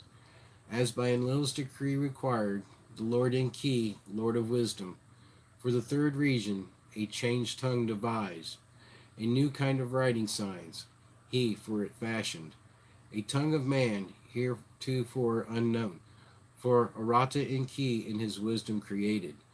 But the enemies of civilized kingdoms for the third region Enki did not give. Let Inanna what for the Ungi Kai had obtained for the new region's share, so did Enki declare. And Arata, Inanna, a shepherd chief appointed, akin to her beloved Demizi he was. In her skyship from the Ungi Kai to Arata, Inanna journeyed. Over mountains and valleys she flew. The precious stones of Zamush she cherished. Pure lapis lazuli with her to Ungi Kai she carried. At that time, the king of Ungi Kai was Enmerkar, the second one to reign therein he was. It was he who the boundaries of the Ungi Kai expanded. By its glories was Inanna exalted. It was he who the wealth of Arata coveted. To be over Arata supreme he schemed. To Arata in Merkur an emissary dispatched as a tribute Arata's riches to demand. Over 7 mountain ranges, through parched lands, then soaked by rains, the emissary to Arata went. To the king of Arata demand words of Enmerkar, word for word he repeated. His language the king of Arata to understand was unable. Like the bray of a donkey its sound was. A wooden scepter inscribed with a message the king of Arata to the emissary gave. To share Ungi Kai emise with Arata, the king's message requested. As a royal gift to Ungi Kai, grains on donkeys were loaded. With the emissary to Ungi Kai they went. When in Merkar the inscribed scepter received its message in Ungi Kai, no one understood. He brought it forth from light to shade. He brought it forth from shade to light. What kind of wood is this? He asked. Then to plant it in the garden he ordered. After 5 years, after 10 years had passed, from the scepter a tree grew. A tree of shade it was. What shall I do? Enmerkar in frustration his grandfather Utu asked. With heavenly Nisba, the mistress of scribes and writing, Utu interceded. On a clay tablet his message to inscribe, Nisba Enmerkar taught. In the tongue of the Arata it was. By the hand of his son Banadah was the message delivered. Submission or war, it said. By Inanna, Arata was not abandoned. To Ungi Kai, Arata will not submit, the king of Arata said. If warfare Ungi Kai desires, let one warrior in combat meet. Better yet, let us peacefully treasures exchange. Let Ungi Kai its emise for Arata's riches give. On the way back, carrying the peace message, Banada fell sick. His spirit left him. His comrades raised his neck without the breath of life it was. On Mount Harum, on the way from Arata to his death, was Banada abandoned. The riches of Arata Ungiki did not receive. The envies of Ungikai Arata did not obtain. In the third region, civilized mankind did not fully blossom. And there we have the end of 12. Which means next week we have the ending of the tablets of Enki. And if people would, in the chat section this week, shoot me an idea of what you'd like to hear next. I've been hunting for a copy of some of the Vedas. If anybody has some good links, I'd appreciate those as well.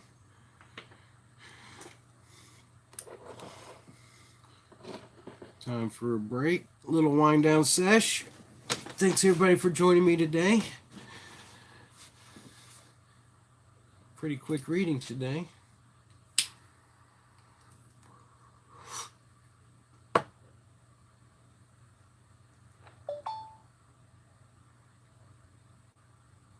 I'm gonna back up my chat here and see who all's come in and what kind of conversation we got going on.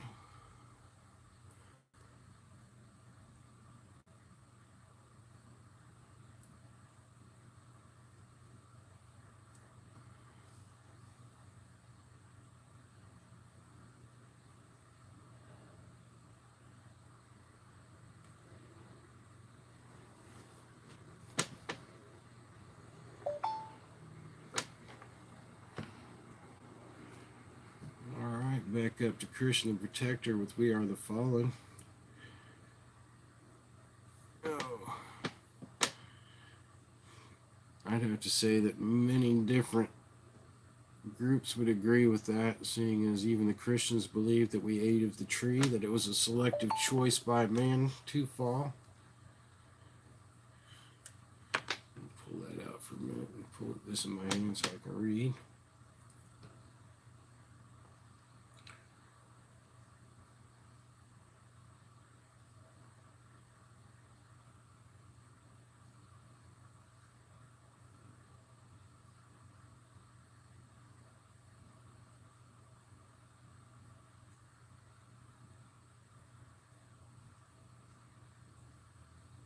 It says here that we are 1,000 years ahead and they suppress it all. And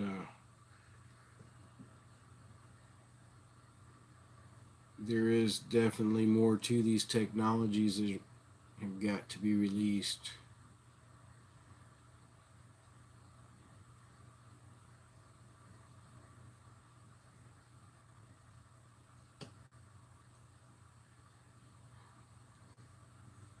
Denise, I agree with you. I hate bills. Wish could live off grid.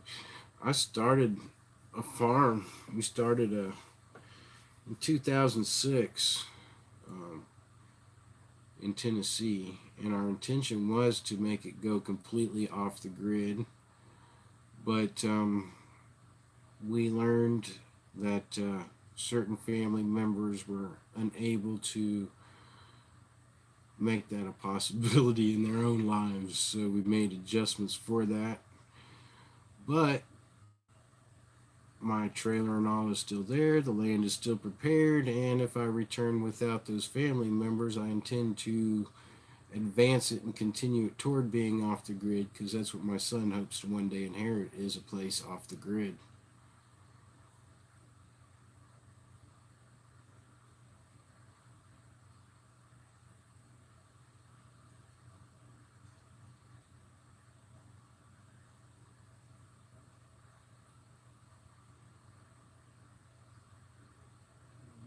Good work, Volunteer Patriot, making it to 80%.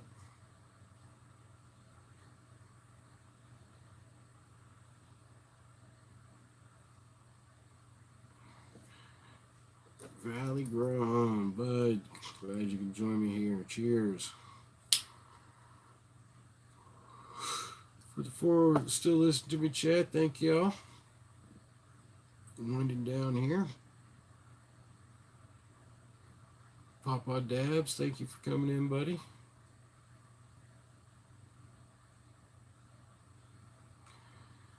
Thank you, Voodoo Ninja. Appreciate the compliment.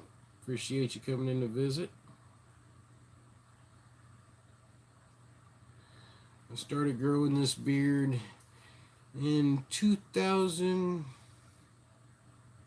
well, just about exactly 2000 almost. It was right after Y2K when I was studying the Old Testament laws that I started trying to figure out what all that stuff said about shaving your beard off and all.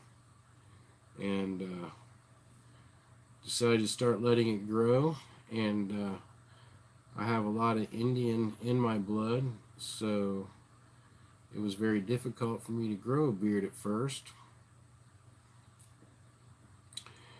And I looked like Al Qaeda for years. My family called me Al Qaeda because I had that little scraggly thing that hung off the tip of the chin and just barely wisped the sides. And then after about 3 years, it finally grew in. And it came in nice and red. As you can see, there's a little bit of the reds left.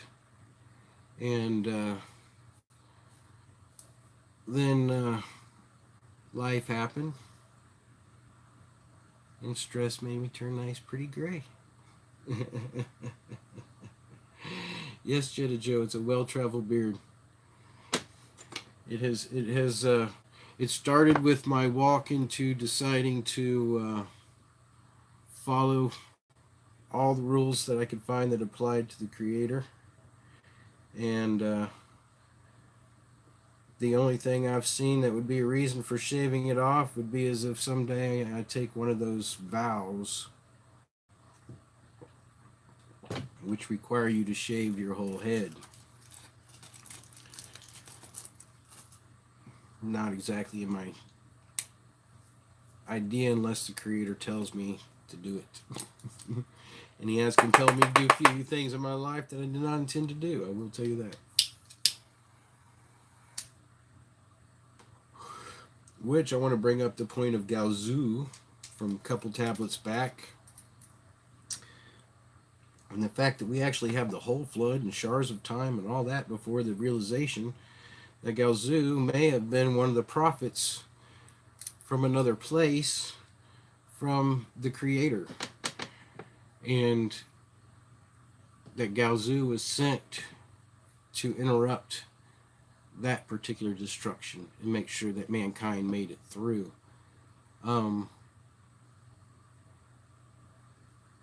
I've heard a lot of people talking about us being, and I'm going back to this fallen comment that Christian made, about us being the Anunnaki, so to speak, you know, their blood, us, what we're the crossovers or whatever.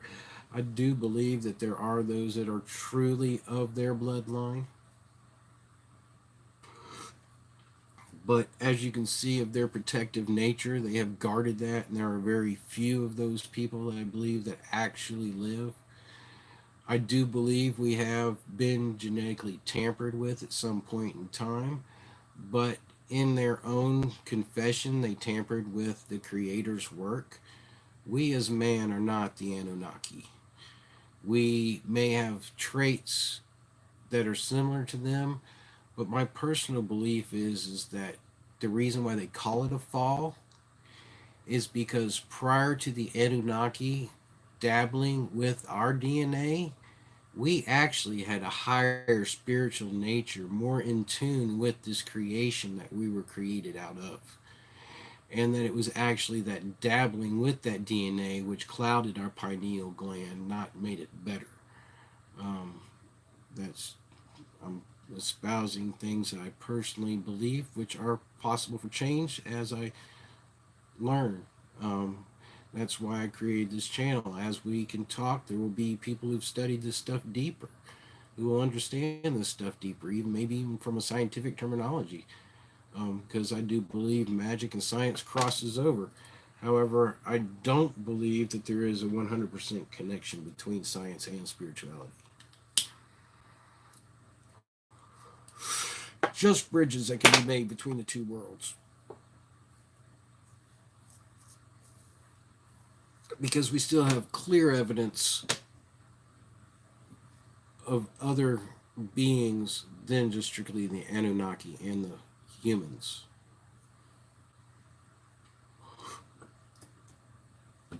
Gazul being obviously from somewhere. Plus, we have what is obvious records of angelic type activity, which, if you want to say it's technology, would go far beyond anything described by the Anunnaki. I mean, the Anunnaki we're talking about Stargate type technology, actually needing a physical instrument to transport from one place to the other. Whereas we have records of beings that are popping in and out of existence on our very cameras nowadays. So there has to be another level.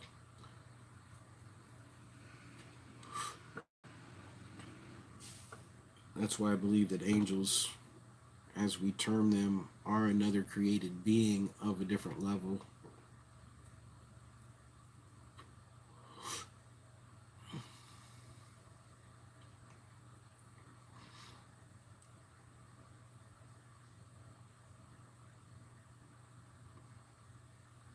I'm very sure that the pineal gland was clouded to help control us. And it is the different herbs and organisms, mushrooms, plants, that expand that pineal gland that were put on this earth in case that ever happened to us, that we would be able to reestablish those links. I believe that's the reason why there were spiritual rules and a priesthood and laws that were placed into place, because it wasn't for everybody to establish those links. It was, as indicated here, some type of technology, some type of spiritual technology.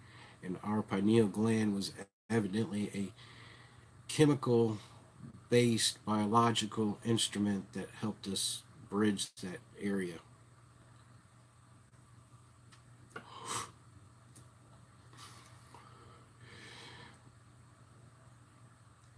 I believe that there are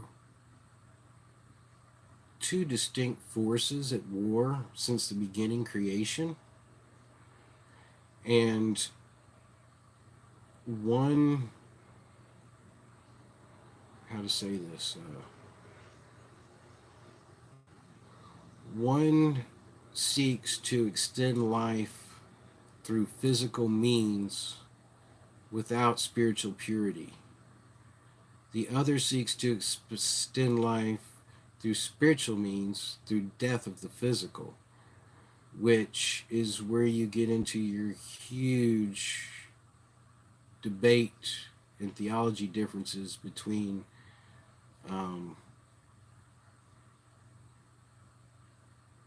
what the next evolution is going to look like.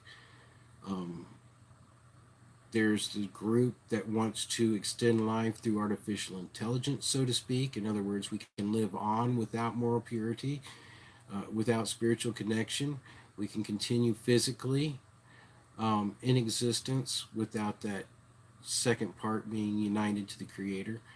And then you have the group that believe that you have to have the death of the physical in order for that spiritual uniting to take, so that the physical can then be resurrected to something new, as opposed to just being carried on in its old state or its fallen state. And I believe that's where a lot of the battle lies. Can we continue to live forever in our current state, or do we need to exist in another state to live forever?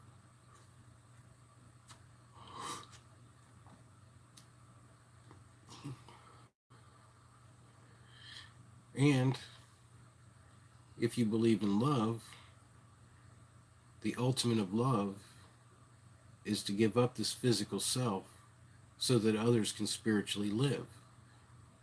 So, following that train of thought, the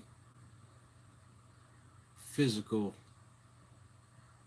death of this body being a seed our resurrection and this body being made something new or a new creature goes way beyond what we can even imagine of continuing on, even with every augmentation we can possibly give ourselves.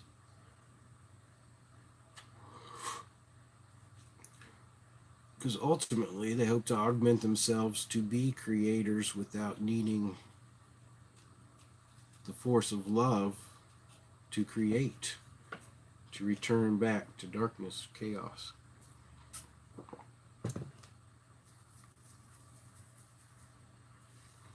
And to eradicate the humans. Don't forget, their ultimate goal is to eradicate the humans. They don't like our blood. They want to rule this earth. As you can see from what we're reading, they think it's theirs.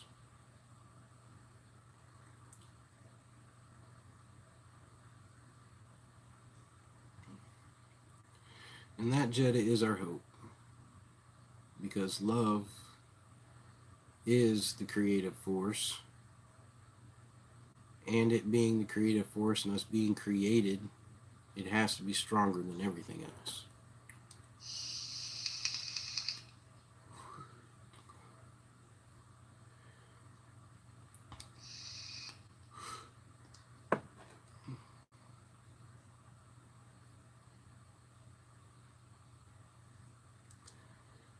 Maybe the soul in the body is the beginning of a new soul, so we don't understand much until we die, maybe.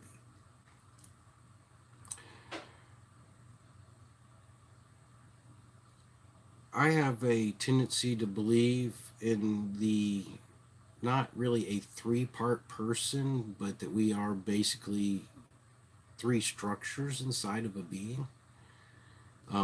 We have our physical self, or this outside meat suit we carry, the flesh.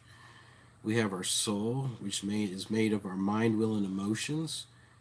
And it is the filter that goes between that and the spiritual man, which lives in the higher plane of love, hope, faith, outside of the spiritual, or outside of the bounds of time and space. And our souls are created from the union of our mothers and fathers, very distinctly. Our spirits are placed within our souls. They come from a union, a spiritual union.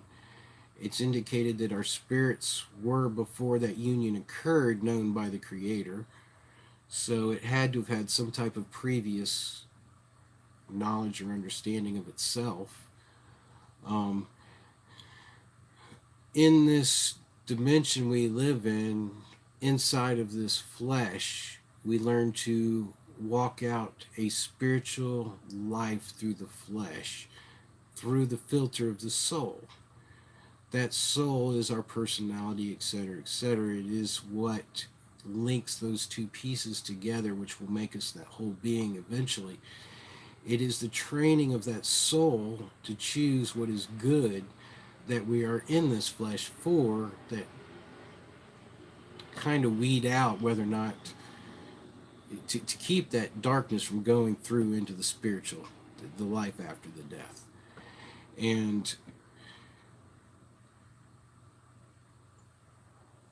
my personal belief is that once we are in the human form, it is the last form of that incarnation, so to speak. Some believe that it's reincarnated. From what I can find, all indication that once man, spirit, souls, all is united, this is the last form. And when we die, that is the point of our decision. That's why it's appointed for man to die once and then to judgment, because we are to make that final decision in this flesh suit. And our soul is part of that decision-making process. How that all works metaphysically, I have a generalized understanding, but there is a lot to learn there. It is very important for us in what we say, because that is what indicates what the spirit man is doing inside of us, because it's how it is brought through into this world. predominantly through the power of our words. And then our words then become actions. Our words then become our thoughts, or the way we begin to make our own patterns or habits. And it's those things that create the being we're going to be when we're raised all together with the new body, with the body that transcends time and space, that no longer is limited to the fall the Anunnaki programmed into us. We're back to our in Neanderthal, Cro-Magnon, I don't know what, or if, what description or state or word you want to use there, but whatever state that was prior to that fall.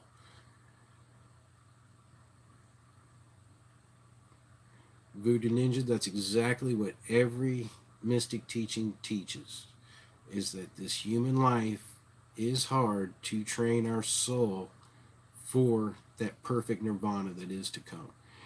And it is these, us being in the fifth incarnation of the earth or whatever, there being a sixth spoken of in the Bible, when there's once more a great cataclysm that happens upon the earth. There is evidently something that happens within the physical biological realm where some type of zombie life is extended. We have the earth catastrophes, the heavenly wars occur again. We have angels and beings from space driven back to earth. We have beings from inside the earth driven up out of the earth to the surface of the earth. We have a great cataclysm and war, great destruction, and then we have a new body given to man, a resurrected or a new form given to man, and the judgment of all those previous gods. Then we have 1,000-year, once again, golden age with the Christ reigning here physically on earth over all men. We then have once again a release of the satanic force from its holding after 1,000 years. It's then given a period of time to once again draw all the kings of men into a battle against the Creator. And then it says this time that the next Armageddon, or the seventh Armageddon, the Creator himself returns and creates a whole new heaven and earth, that he literally burns everything up. And only the things that are good are left over, which means if our soul and our body and our spirit have done a bunch of stuff that's not good, there's nothing left of us. We just gone. We are nothingness. If we do have stuff left over, it says it's created into some kind of new creation or new being or new thing or new. It says it's beyond what we can even think when that seventh creation comes. It goes beyond just a body that transcends time and space. The description's beyond what we can even conceive. And that's what we're being trained for. Some would say that we are then all creators, that we all then have our own universes, and we start this whole billions of year cycle all over again, creating our own peoples, our own. And how many times has this happened? We do not know. And time's linear, time's us, our concept, our perception. And the amazing thing isn't that we all perceive time, it's that all of our perceptions of time coexist. They mesh. That's the miracle. Yes, Voodoo Ninja, the Nephilim as well. And I believe there's still Nephilim here. I believe that may be what the report of some of these giants that have been recently killed in the Middle East are.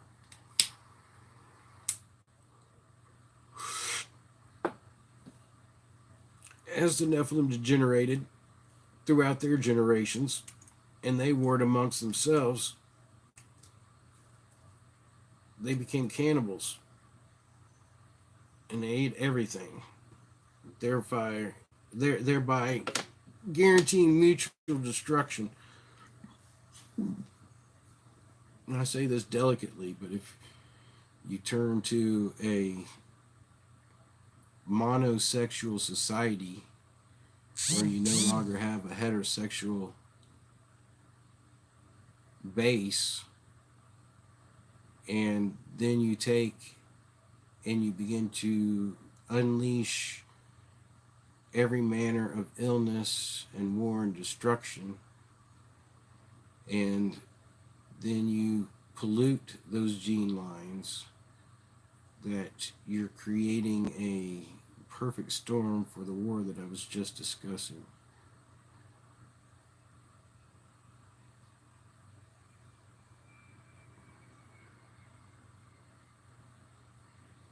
Something keeps killing creatures over and over again on Earth, like a science project, and starts new projects. And I believe, buddy, that the project was put here by the Creator, and it's actually all these other ones coming and trying to interfere with what the Creator has done, because in order for them to live specifically in this earthly realm, I believe that there has to have been a fall within their society as well. But that's a discussion for a whole nother thing. And I believe that's why the judgment says that they're all brought back here to be judged. He chases them out of space itself back to the earth. He's going to show that his science project is the only one that's going to make it through.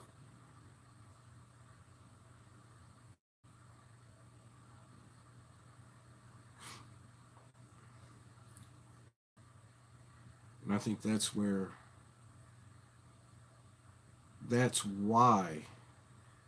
they have continually come to this planet and enslaved the inhabitants.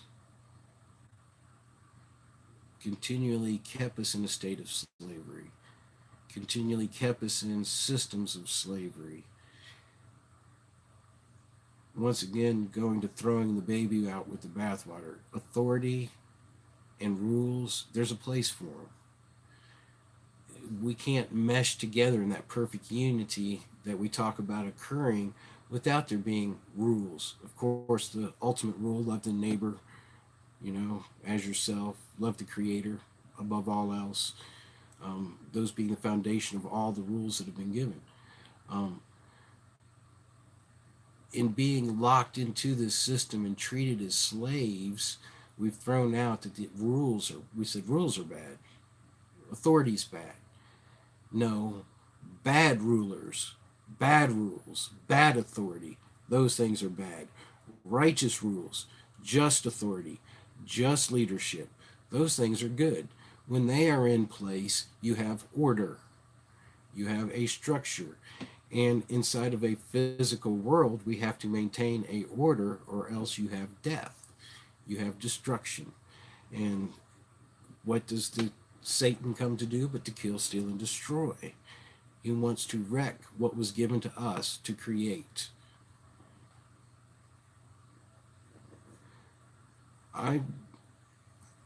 Voodoo, I'm careful about saying that we're hybrids, because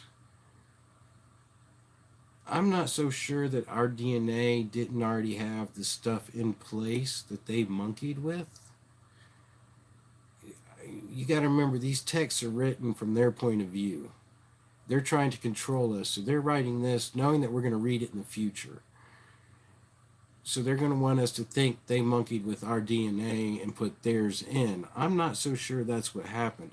I think they found DNA that was similar to ours and made it so they jacked around with it in one form or another, whether it was to take some of our gifts away and make other of them so that we were more of a slave type race, because it's obvious that the pre-man, they had no control of him. They couldn't control him. He had free reign of the earth to do whatever he wanted.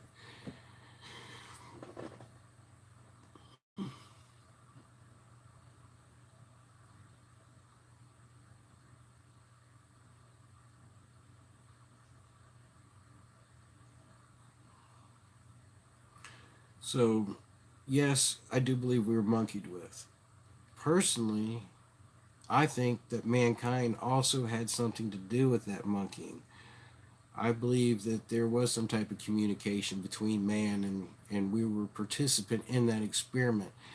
And that's the reason why the stories of the fall is repeated over and over and over again. Each time man participates in this experiment that's going on outside of the Creator. So it's not particularly that we are hybrids, but that we have been kind of had stuff locked and unlocked, is the way I believe.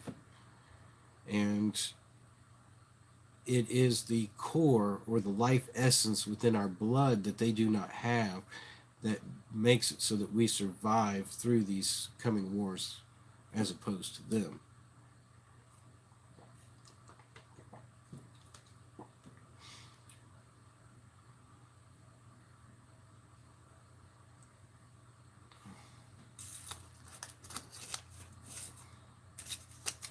One of the things I was thinking about while I was doing my week of regret not having a Saturday show was there's sometimes randomly throughout the week I might be able to, when I'm studying something and see a correlation, pick up the line and say, hey, look what I found. This is kind of cool. This kind of links up, you know. Maybe even forming a discussion panel at some point in time where the people who are fairly regular at a civil discussion are able to drop in for a half hour part of a show or something and continue to discuss some of this stuff, because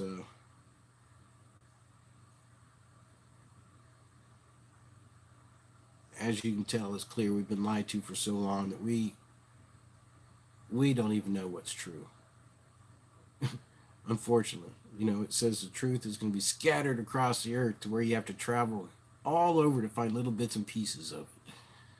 So if it's all over the earth and we got people here all over the earth, why can't we get together and talk and begin to put some of these bits and pieces together?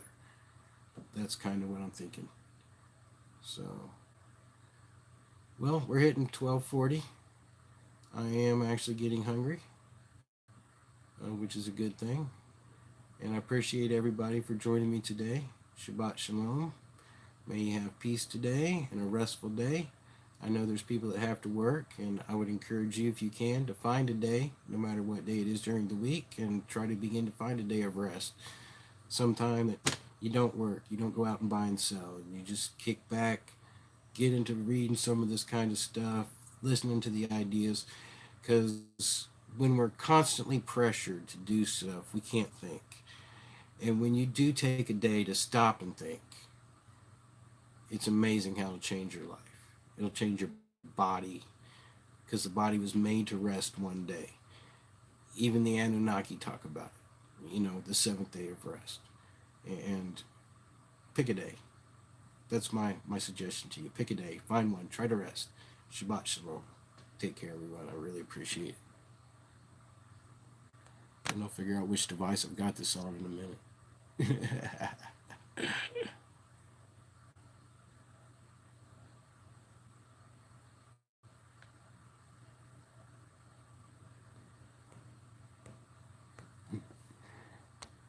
And I can't figure out how to end my own stream. Isn't that cool? I changed from the computer this week to my new cell phone. I know if I hit that button, I'm going to flip the thing.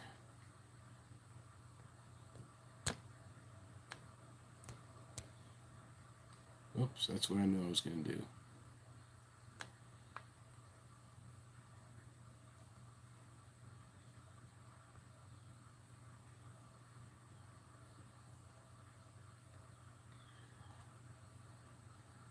Well, I'm glad I didn't know that I could do that.